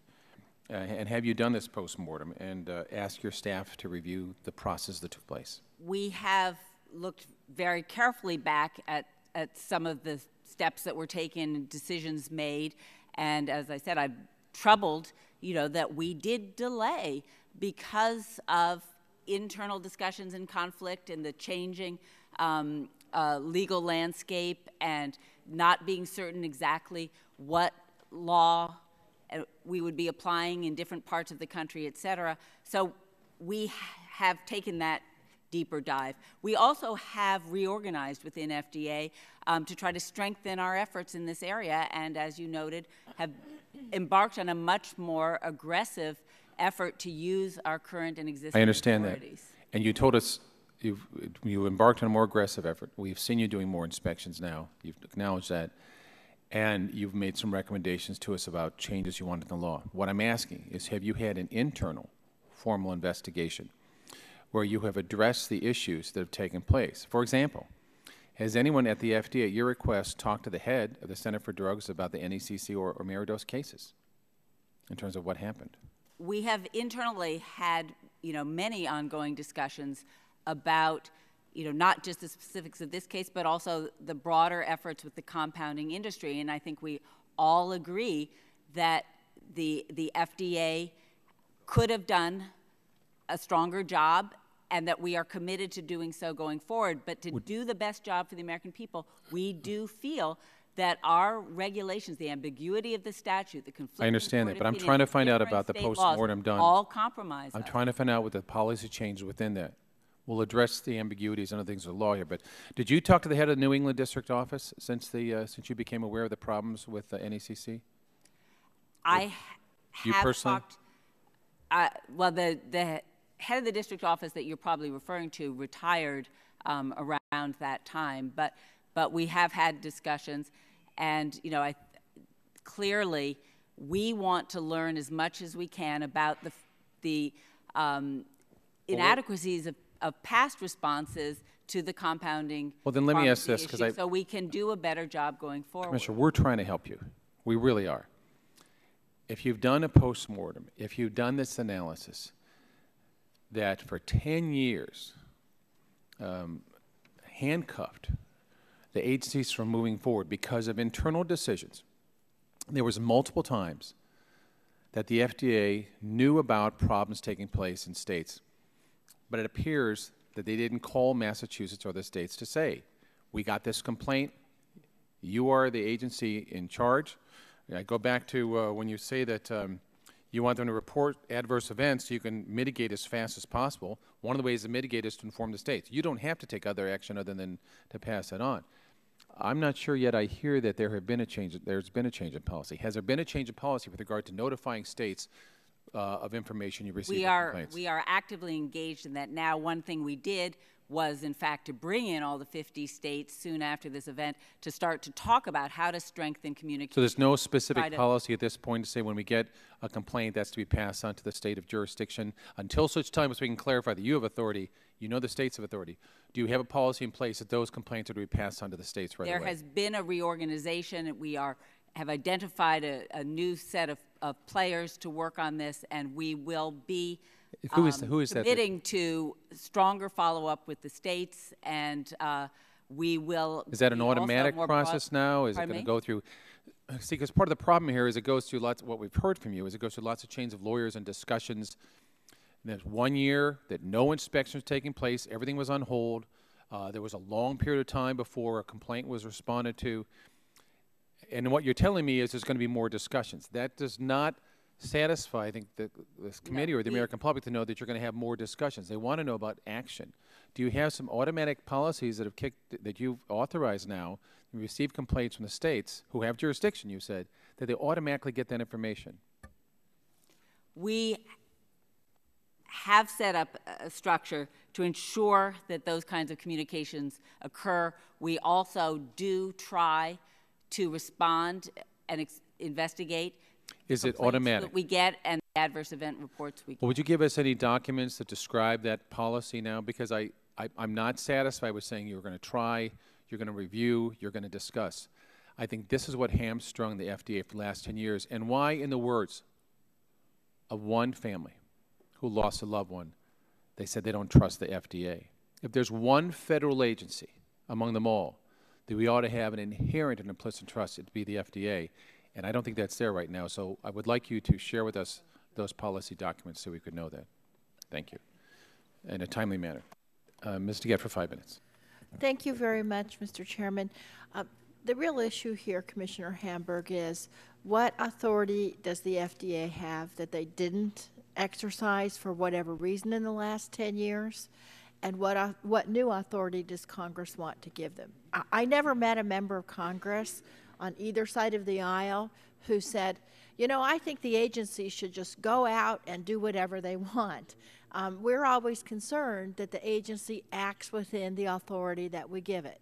But if you already have the authority, we want you to exercise that. If you need a clarification, we want you to do that. I think that's pretty clear, correct? Correct. Okay, so I want to talk to you specifically about the authority that you have, because Mr. Burgess, in his questioning, he accurately said that the FDA has authority over drug manufacturers, correct? Correct. But under that authority, that's not the authority that the FDA has over compounding pharmacies. Is that correct?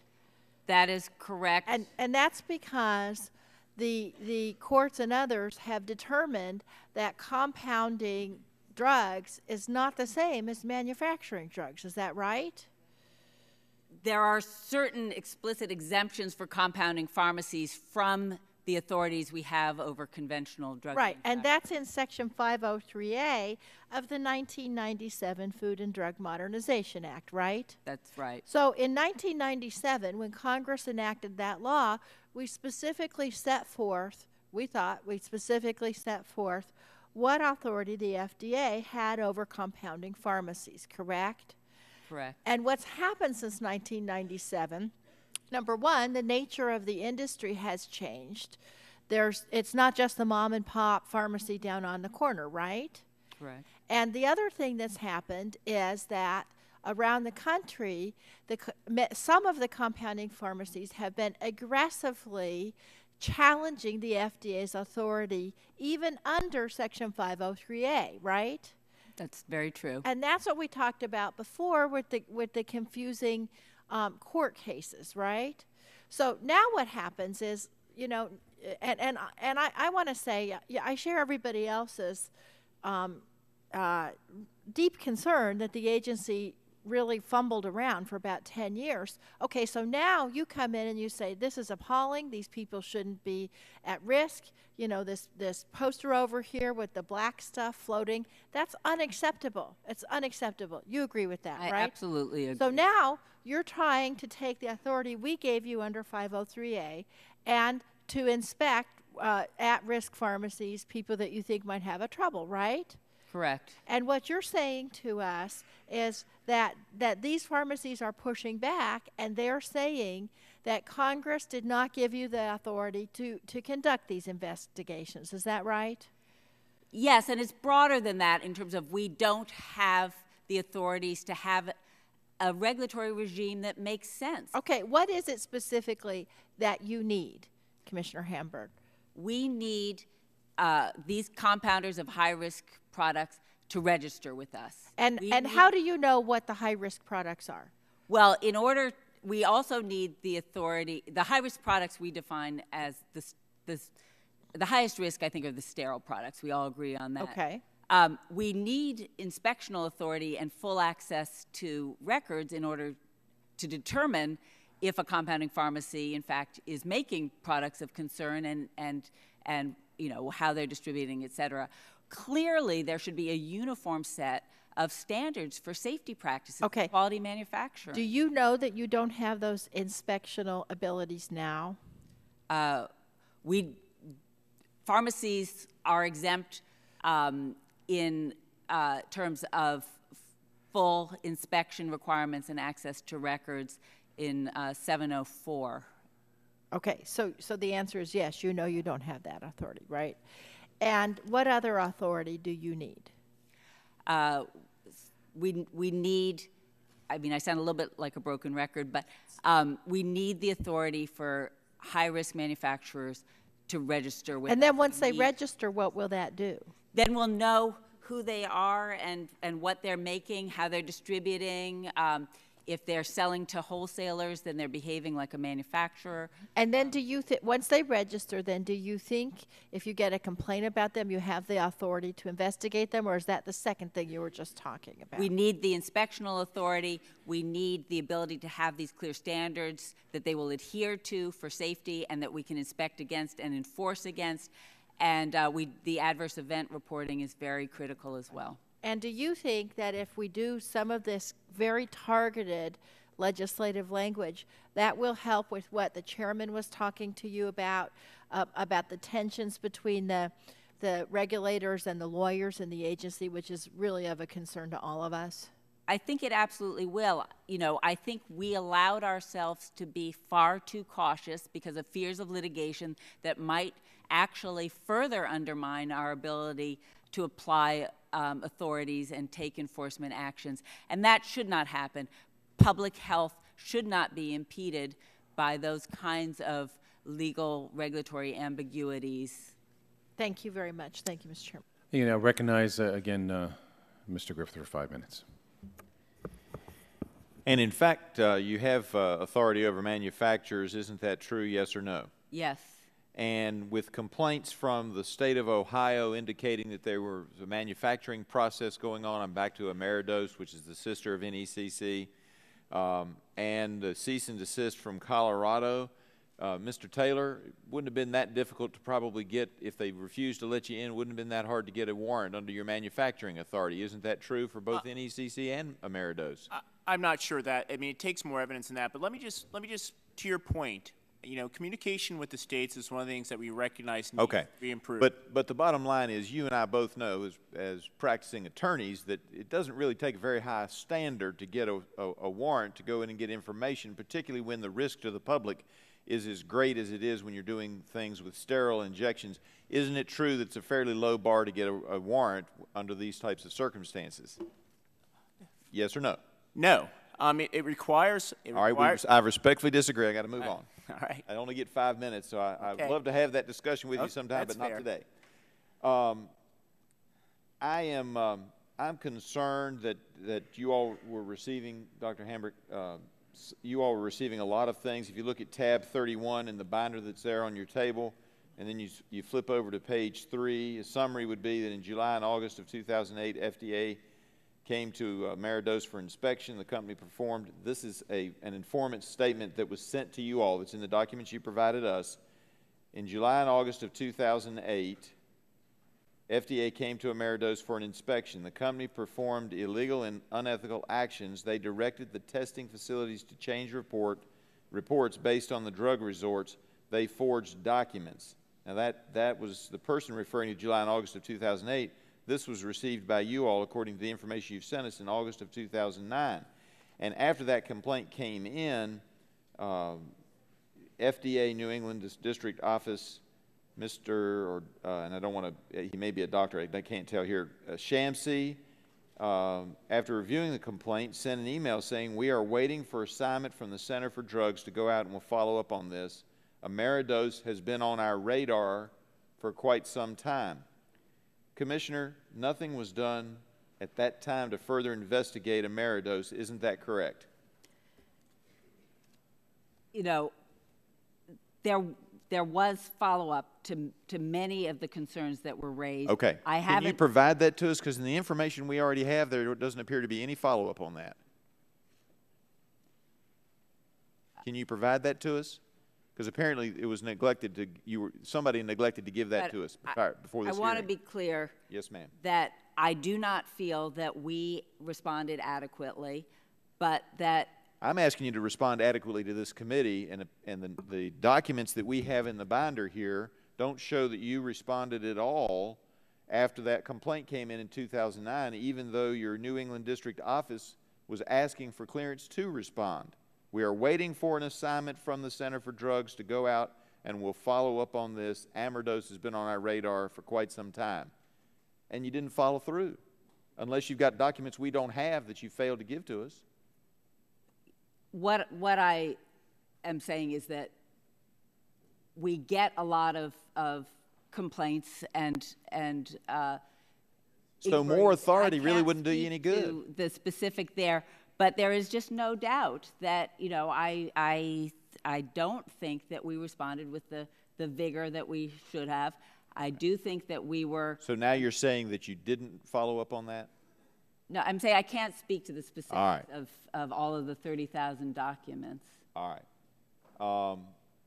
You also received information, and that would be tab 32, an internal source that Ameridose raised in July and August of 2010. And the source was identified as a pharmacist in the notes that you've given to us. And according to a memorandum of conversation between the pharmacist and a compliance officer, the pharmacist said that Ameridose personnel from their sales force were assisting in labeling operations. This is the sales force, assisting in labeling operations in the clean room, and that one of the 3 clean rooms had a result for positive mold growth. Now, the sales force is not supposed to be involved in that, according to other documents. That's correct, isn't it? They're not supposed to be cleaning up and labeling things. Correct. They're supposed to be selling. And yet there's a note here that there was a positive result for mold growth. That individual was told that the FDA takes this seriously. There's an email in that tab 32. that this is taken seriously. Mold growth can affect sterility of drugs. Now remember, this is the sister to NECC. It's usually taken seriously by the FDA, but the FDA didn't follow up, so it wasn't taken seriously in this case, was it, ma'am? I cannot speak to the specifics of that instance, but those kinds of concerns are concerns that would worry me then and certainly worry me now. There are, unfortunately, too many ongoing problems with compounding pharmacies, and I really do feel strongly that if we are going to be able... But Ameridose was also a manufacturer, was it not? Gentleman's time has expired. I apologize, Mr. Chairman. I yield back. Now, the gentleman from Michigan, Mr. Dingell, is recognized for 5 minutes. Thank you, Mr. Chairman. Dr. Hamburg, we have here before us a most interesting circumstance. You've got a recalcitrant industry, trade association that's circularizing folks as to how they can frustrate Food and Drug in its examination of their businesses and in their protection of consumers. They're instructed as to limitations on Food and Drugs authorities. They're also, we also find that they're diligently at work to get the powers of Food and Drug curtailed and to see to it that legislation, as was done here, specifically exempts them from 3 critical provisions: pre-market approval of new drugs, requirement that drugs be made in compliance with good manufacturing practices standards, and the requirement that the drug bear adequate directions for use, i.e. your labeling requirements. Have those situations caused you difficulty at Food and Drug as you go about your business trying to regulate these good-hearted folk? We do not have the same kinds of problems with conventional manufacturers. I understand that, but you have huge problems with the compounders, do you not? We do. Unsafe clean rooms, pharmaceuticals that are compounded with all kinds of things, including filth and other things in them, dust spots and things of that sort. Am I right? That's correct. Okay. So, you don't have authority to require them to register, so you know who's in the business, right? Correct. States have a somewhat varied record on these matters. Michigan has 5 people who are looking into this. Is that right? And Michigan's folk cannot go across the borders of the state of Michigan to see what those good-hearted folks in Massachusetts are doing to kill off Michigan citizens by unsafe pharmaceuticals. Is that right? Yes. You know, I'm not familiar with the specifics of state laws, but it creates a real, we've heard from the states that they don't feel that they can provide adequate regulatory oversight of what's happening in pharmacies in other states that Now, you have no authority to get books and records and to inspect compounders. Is that right? We are limited in our access to records. All right. And you have no authority to inspect the business according to what they circularize their memberships from the trade association. Is that right? That's right. Now, you have no authority to require information on adverse events, right? Correct. So on that wonderful event that occurred up in Massachusetts where they shipped all this bad stuff around to Michigan and other places, they had no requirement and no responsibility to circularize, rather to inform you of the events that occurred. Is that right? That's right. And you had no authority to extract it from them. Is that right? No authority to inspect, to fully inspect? You had no authority to compel them to present that information. Is that right? Correct. Okay. And you have no requirements for good you have no ability to impose good manufacturing practices on them. Pharmacies that are exempt under existing legislation don't have that good authority. Manufacturing practices are absolutely critical to seeing to it that the pharmaceuticals are safe. Is that not so? Good manufacturing practices are essential. All right. And do you have the resources, the monies that you can that you need to properly police the behavior of these organizations? We do not have the resources that would be necessary to put in place the kind of strong regulatory oversight we need. At what point does it cease to be compounding and become manufacturing? The good-hearted folks up in Massachusetts were turning out stuff by the thousands, and you couldn't find out who they were, you couldn't find out what they were doing, you couldn't impose good manufacturing practices on them. But at what point could they have been charged with being manufacturers? They're shipping all over the country. Yeah, well, it's an issue where people think it's black and white. Either you're a compounding pharmacy or a manufacturer, but that has been at the root of many of these problems in terms of the conflicting court decisions, and it is not written in the statute. Statute is ambiguous. Do you have the personnel to inspect these people? We don't have the personnel to inspect all. Now, Doctor, do you have the authority to ban bad actors? These folks not directly. The compounding pharmacies are licensed by the state. People in Massachusetts that are creating thousands of prescriptions that are being distributed all over the country. Clearly, to me, they're a bad actor. You have virtually no authority of them. What can you do about them? Well, I think that if we want a system that's really preventive and protects against problems and assure safety, we do need new legislation. Right, I think what authority do you have to supervise, to see to it that stuff moving across the state lines that's supposed to be supervised by the states, which can't do it, is in fact not something that's going to create safety problems for people? Now, you just submit the answer to that for the record, because, Mr. Chairman, you have graciously given me a minute more than I'm entitled to. I thank the gentleman. Now I recognize the gentleman from Texas, Mr. Olson, for 5 minutes. I thank the chair, and I yield to him as much of my time as he may consume. Thank you. I appreciate that. Ms. Hamburg, you have said repeatedly in one version or another you feel you don't have the authority to have strong oversight. My concern remains that where you do have authority, you haven't had that kind of oversight that you can exercise, except for the recent flurry of well-publicized inspections. Let me run through some specifics here to again illustrate my concerns of the agency for 10 years and hopefully your comments of what you've done to rectify that within the authority you have now. The FDA inspected NECC in 2004, primarily in response to complaints related to the company soliciting a product being used in cataract surgery. You may recall that if you reviewed that.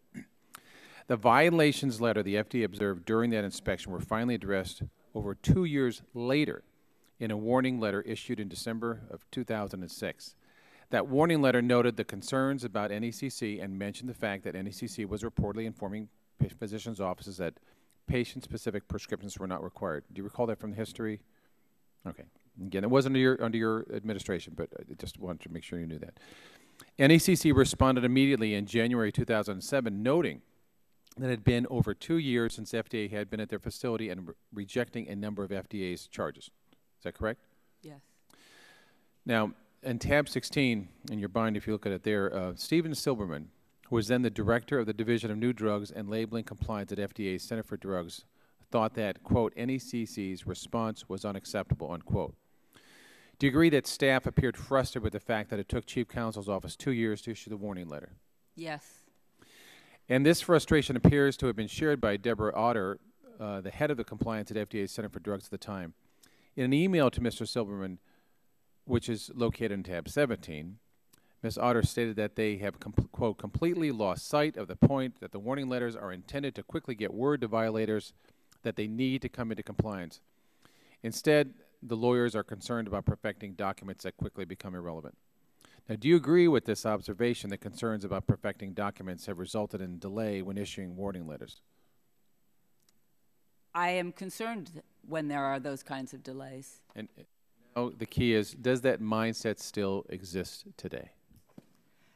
I think that the mindset is very different. I think we are determined to use the authorities that we have to the greatest degree that we possibly can, even in the face of challenges to our authority and in the face of potential inability to actually be successful in some of our enforcement actions. We're doing inspections now. We're finding things that are of serious concern. We intend to pursue those concerns, and already there have been recalls and other actions taken, but we intend to use the authority we have to the greatest degree possible. But I am deeply concerned that we don't have the authorities we need to have the kind of system in place that will provide better protection and that will reduce the kinds of problems that we're seeing that could put people at risk in the future. Did the FDA have the authority to suspend inspections in 2011, 2012 for NECC?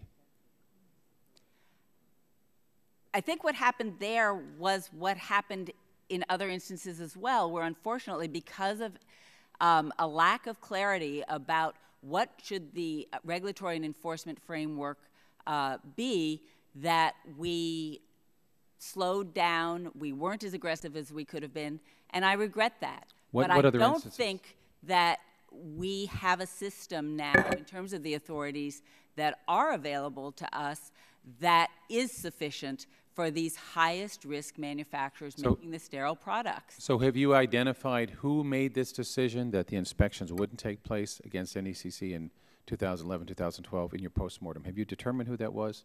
And it what was the an reason ongoing debate that was reflecting the fact that decisions, a series of legal decisions had come down. There was an issue about whether to go to the Supreme Court to try to resolve the circuit court split, and then we were sort of left with the map and trying to determine what was the best way to develop So given that, enforcement. have you gone back and to see if there's any stalls or other problems like that with other companies who are compounding pharmacies? I know you just did a bunch of inspections. Have you gone back to see if those conditions exist for any other pharmacies?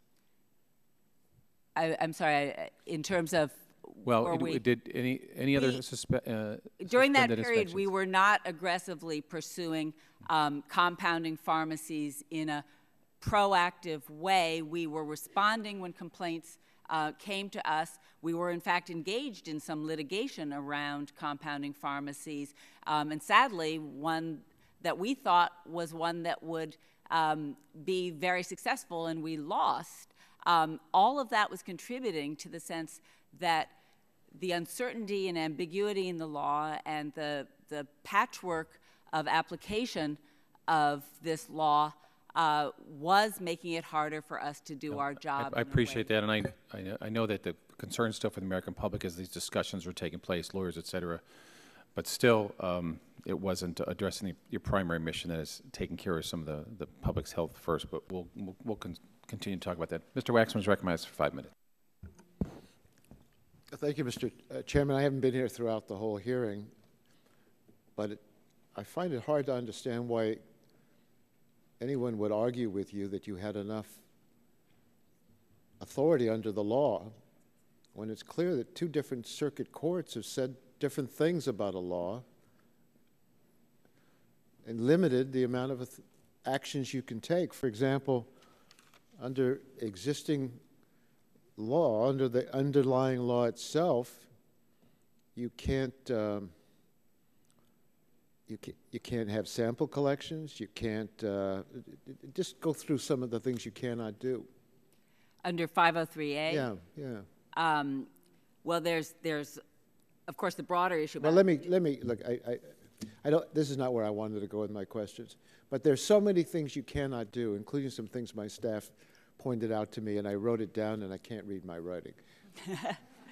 But well, I'm happy to discuss. It's hard for any reasonable person to not conclude you need a stronger, clear law to give you authority. But people want to go over the history. And so I want to ask you about the history of the Obama administration. I mean, this started much before. But in 2009, the Obama administration entered office. For 7 years, the Bush administration had been stymied by a series of conflicting court decisions and an inherently weak law.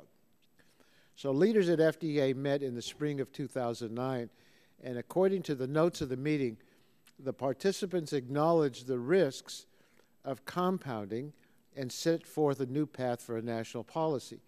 Ultimately, they decided to implement Section 503A nationwide, except in the Ninth Circuit.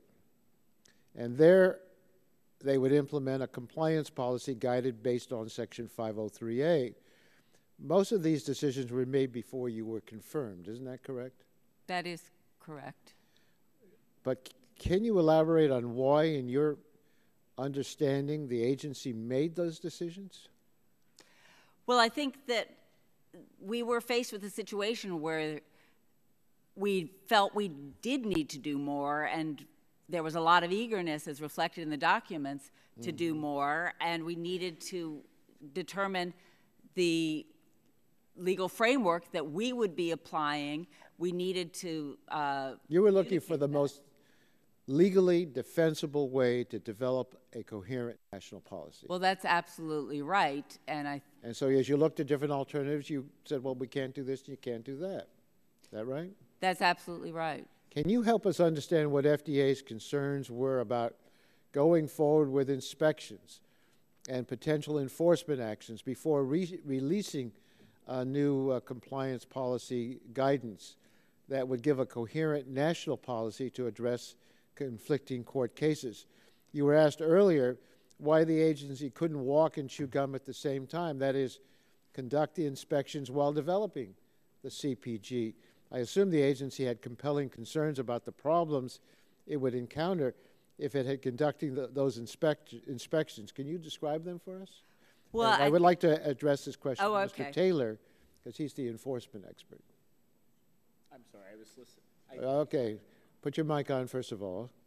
Okay. And what I want to know is, why couldn't the agency go forward with the inspections at the same time you're doing a CPG? Well, and I wasn't there, but people were worried that if they moved ahead with actions with the circuit's court split and without clear guidance, that it would lead to losses in court, some losses that would possibly undercut the authority that the agency had further. So there was a fear that it could actually make this unsettled legal landscape even worse, and it appears from the documents that that accounts for some of the conservative, which we regret, which is why we're being more aggressive now. Right. Well, why you're here and why you have to answer questions. You know, I know one thing. If you had acted, you know what would have happened? The compounding industry would have they would have alerted all their members. They would have aggressively pursued back in the public and on the Hill to push back on you. Maybe you would have gone to court. Maybe they would have sued you to go to court to challenge what you were doing. FDA probably would have faced pressure from members of this body to pull back. In hindsight, it's easy to blame the FDA, but in the real world, prior to the outbreak, it would have been very hard to do this. One internal document said the agency intended to release the guidance by December 2011. A subsequent internal document indicated the agency was trying to get the document cleared by September 2012. October came and went. Dozens of people died in the meningitis outbreak, and still FDA issued no guidance. So my questions: what happened here? Why did it take the agency this long to get the guidance out? Had you gotten the guidance out, do you think you could have prevented the meningitis outbreak? Can you describe what the guidance would have accomplished? And can you describe what the guidance would not have been able to do? And would the guidance have eliminated the need for new legislative authority that you now seek? It took too long to get the guidance out, but it is important to understand what the guidance actually represents. It is just that. It's guidance to industry about how we would be approaching regulation in this area. But the guidance is only as strong as the underlying statute. It cannot substitute for a strong, clear law. You cannot fill gaps in the law with guidance. And so it was an imperfect second to what we really need and what we are hoping to work with all of you to do, which is to get the kind of strong, clear law that is necessary to put in place a program that is comprehensive in terms of the kinds of authorities we don't have now, that focuses on the highest risk producers of the sterile products, and that will enable us to really work with industry in a preventive way rather than being, forced into a situation where we are more reactive than we should be. Yes, I thank you. Thank you. Let's work on that law, Mr. Chairman. Thank you, Mr. Chairman. Ms. Johnson does 5 minutes. He stepped in. Thank you, Mr. Chairman. Commissioner Hamburg, despite your assertions at the last hearing that FDA really doesn't know how many compounding operations were out there because they didn't have access or didn't have register with the agency, FDA has recently embarked on a sweeping risk-based inspection campaign targeting approximately 50 facilities, primarily of large-scale compounding operations. Is that right? That is correct, but Okay, it's not good. because they have Commissioner Hamburg, then in your opinion, how many of these companies have been operating in the shadows? We targeted these inspections. About 31 of those inspections were surveillance. Others, the rest of them were for cause when problems were brought to our attention. But we targeted them based on information that had come to us about concerns that they were making sterile products. But that is not an adequate approach when it comes to really being able to have a regulatory system that enables us on a routine basis to go in and do inspections, and as I said, to work in a way with the companies so that problems can be prevented. So how did you determine which facilities to inspect? It was a risk-based determination using information from different sources. From So it's what safe to states say were then telling that us many of these companies had long been on the agency's radar, correct? Some of them had been, some of it was based on what states had told us, some was public information from the media. Public information from the media. But Had you received event reports? I think that's what we call it earlier. Had you received reports from? I don't believe we had for all of the facilities that we inspected. I'd have to go back and ask. Well, what I'm trying to figure out is you didn't choose to inspect NECC, and you didn't choose to inspect Ameridos, but you chose to inspect all of these others, and you don't even know whether or not there were event reports associated with them. So what I'd like, if you would take this for the record, to provide this committee with all the complaints that the FDA has received associated with their products and practices, because I think the committee could be enlightened by what your standard or what your water level is to determine who you're going to inspect and who you're not. I would like to see that, and I think many of my colleagues here on the committee would. That would be edifying to us, because there's a real because I'm sort of alarmed by what you just said, that many of them did not have event reports. It is not required for these facilities I didn't say to it provide was. us with I didn't say it was required. That's a judgment call, apparently, on who you inspect and who you don't. And you made the decision not to inspect NECC or Ameridos, but you chose then, since the outbreak, to inspect these other 50. I want to see what the criteria is. What causes you enough alarm to want to go inspect? And if event reports that say public health is in danger and that lives are in danger, if that's not enough, I'd like to be able to understand that.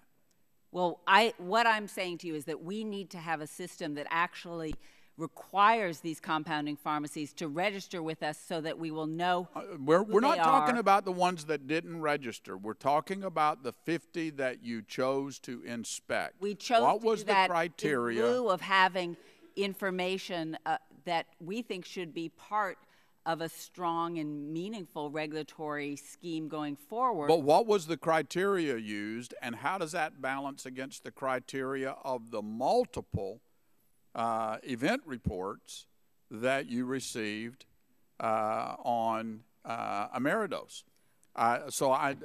Can you take that for the record? We can certainly take that for the record, and I think this goes to the heart of some of our concerns about what we need to do to have the kind of safety net in terms of regulatory. Well, the heart of my authorities. concern is the judgment. The heart of my concern is the judgment used by the FDA to decide who to inspect and who not to inspect.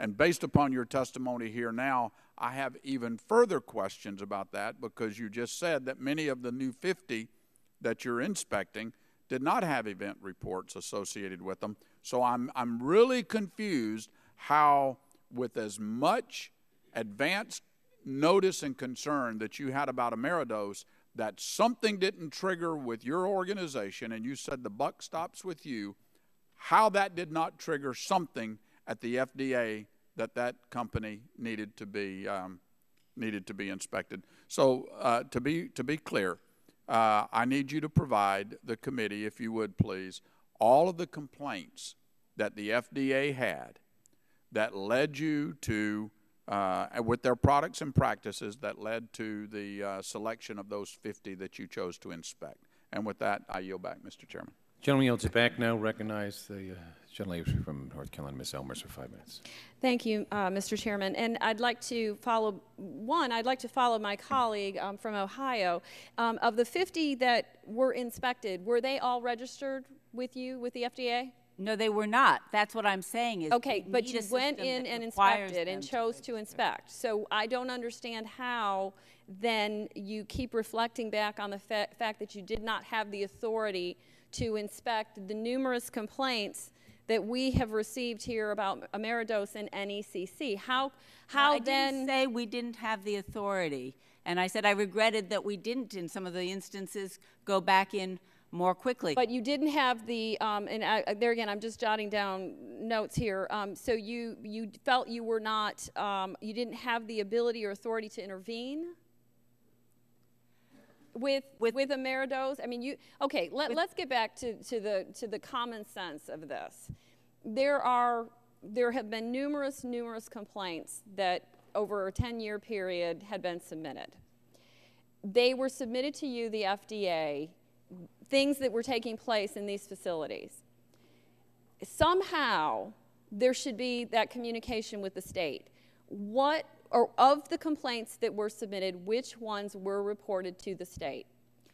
And I indicated that we would try to go back and look at that, but I certainly don't know that. Were any submitted to the state? Were any complaints then passed on to the state? In certain instances, we actually went in with the state to do inspections.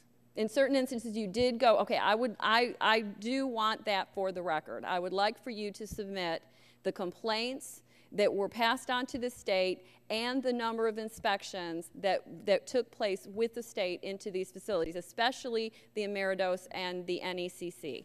Now, having said that, is there a law in place now that prevents you from sharing information?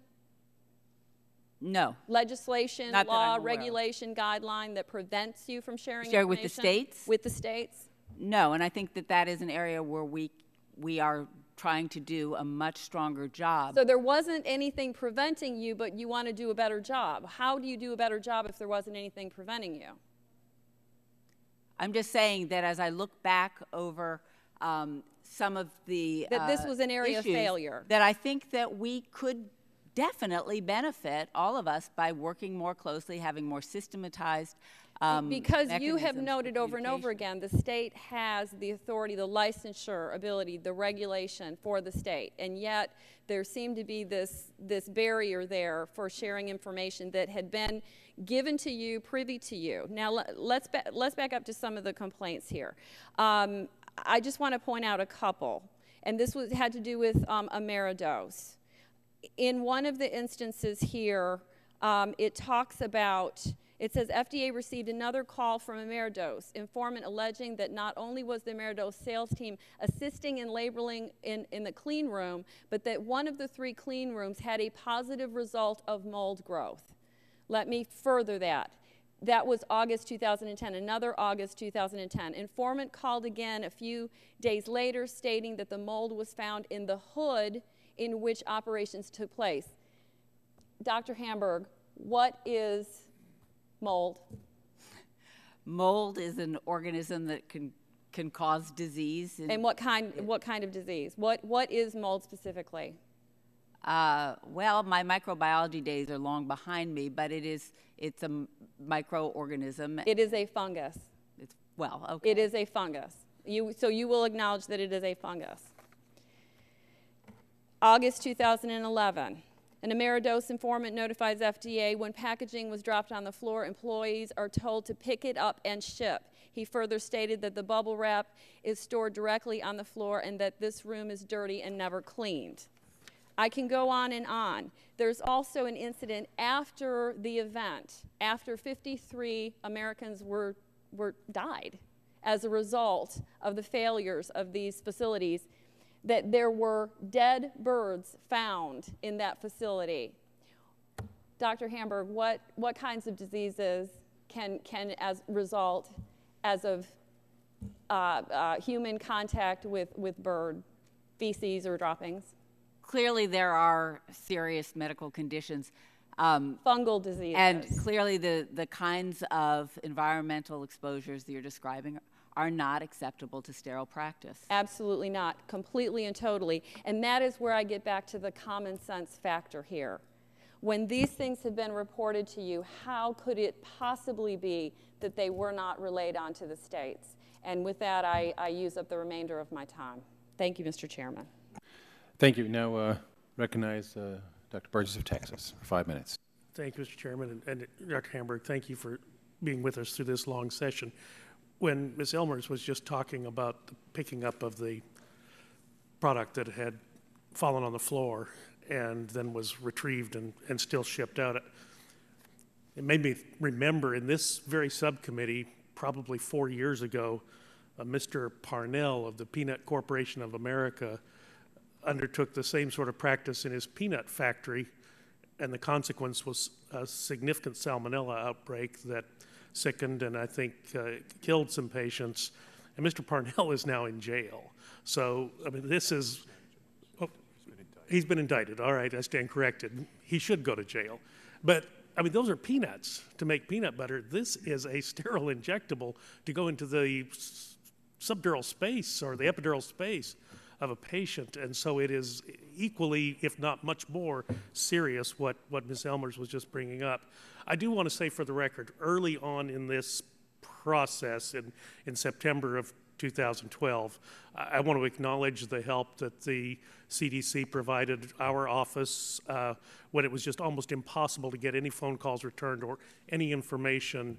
The doctors at the CDC actually walked me through what they thought was going on, and I have to say they did an excellent job of rounding up patients and getting people in for testing. It's been a long time since I'd been in microbiology too. I don't think I even encountered X. serohilum while I was in microbiology, but they did a very good tutorial for me on just what that organism was, how dangerous it was, even though it was one that wasn't normally thought of as a pathogen.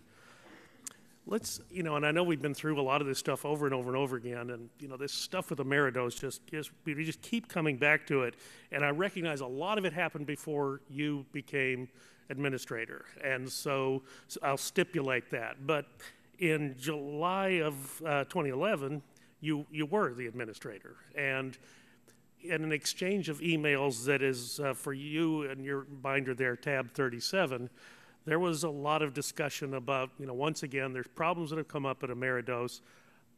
I think it is Paige Taylor, a lawyer who sort of redocumented all of the problems that were there, and she sent that in an email to the FDA's chief litigator.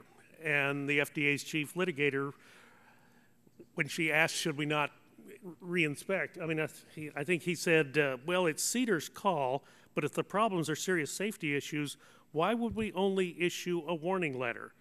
Why not seize? So that is a valid question. At this point, in July of 2011, the evidence is mounting that there is a problem. Ameridos has come across the screen so many times. Your own chief litigator said, why are we doing another warning letter? Why don't we just go in there and shut them down? So why not? Well, I think that there was, again, internal discussion about how we should proceed, and I wish that we had been more aggressive, but I am saying we are going to be more aggressive now. And you mentioned the Peanut Corporation of America example. That's an example where actually, in working with Congress, we were able to get the additional legislation, the Food Safety Modernization Act, that gave us new tools to work with companies to prevent problems and to really address some of those kinds of concerns, and I think that's not irrelevant. Let's not wax too eloquent, because we still have salmonella outbreaks, and we all recognize that, but we all recognize that there were problems and they needed to be addressed.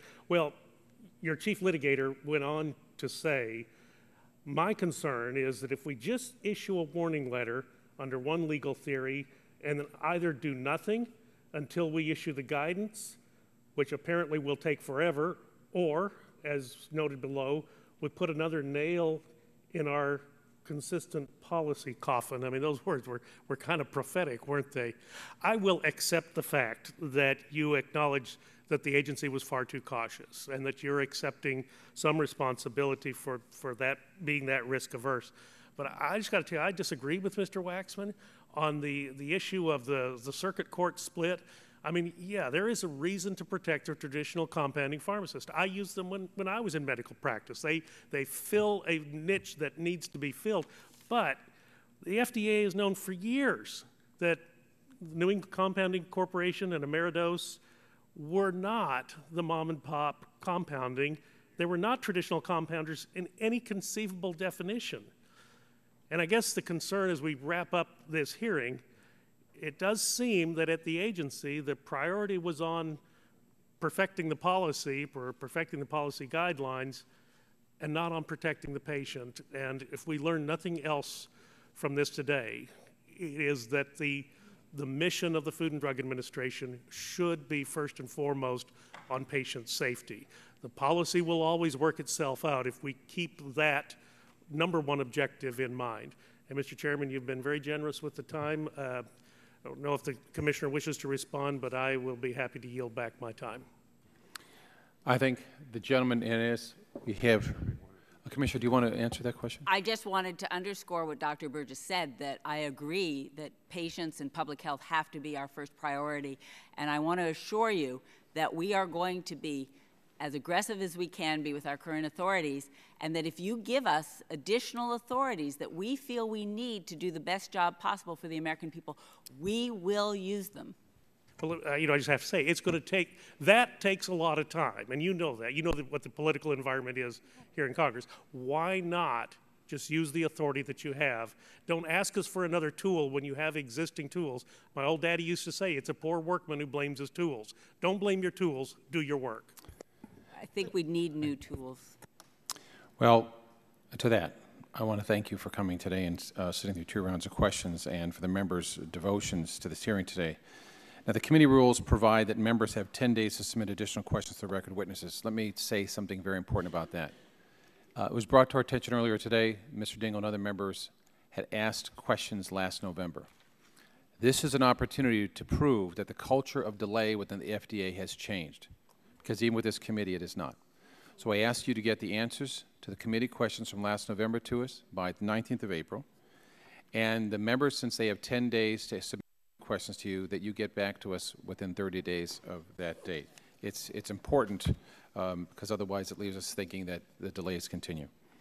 I also ask unanimous consent to put the following documents into the record. The document binder at the witness table, subject to appropriate redactions by staff, opening statements of members, and the reports issued by majority and minority staff for this hearing, including the report from Mr. Markey, the minority staff report of April 15th, and the majority staff report of April 16th.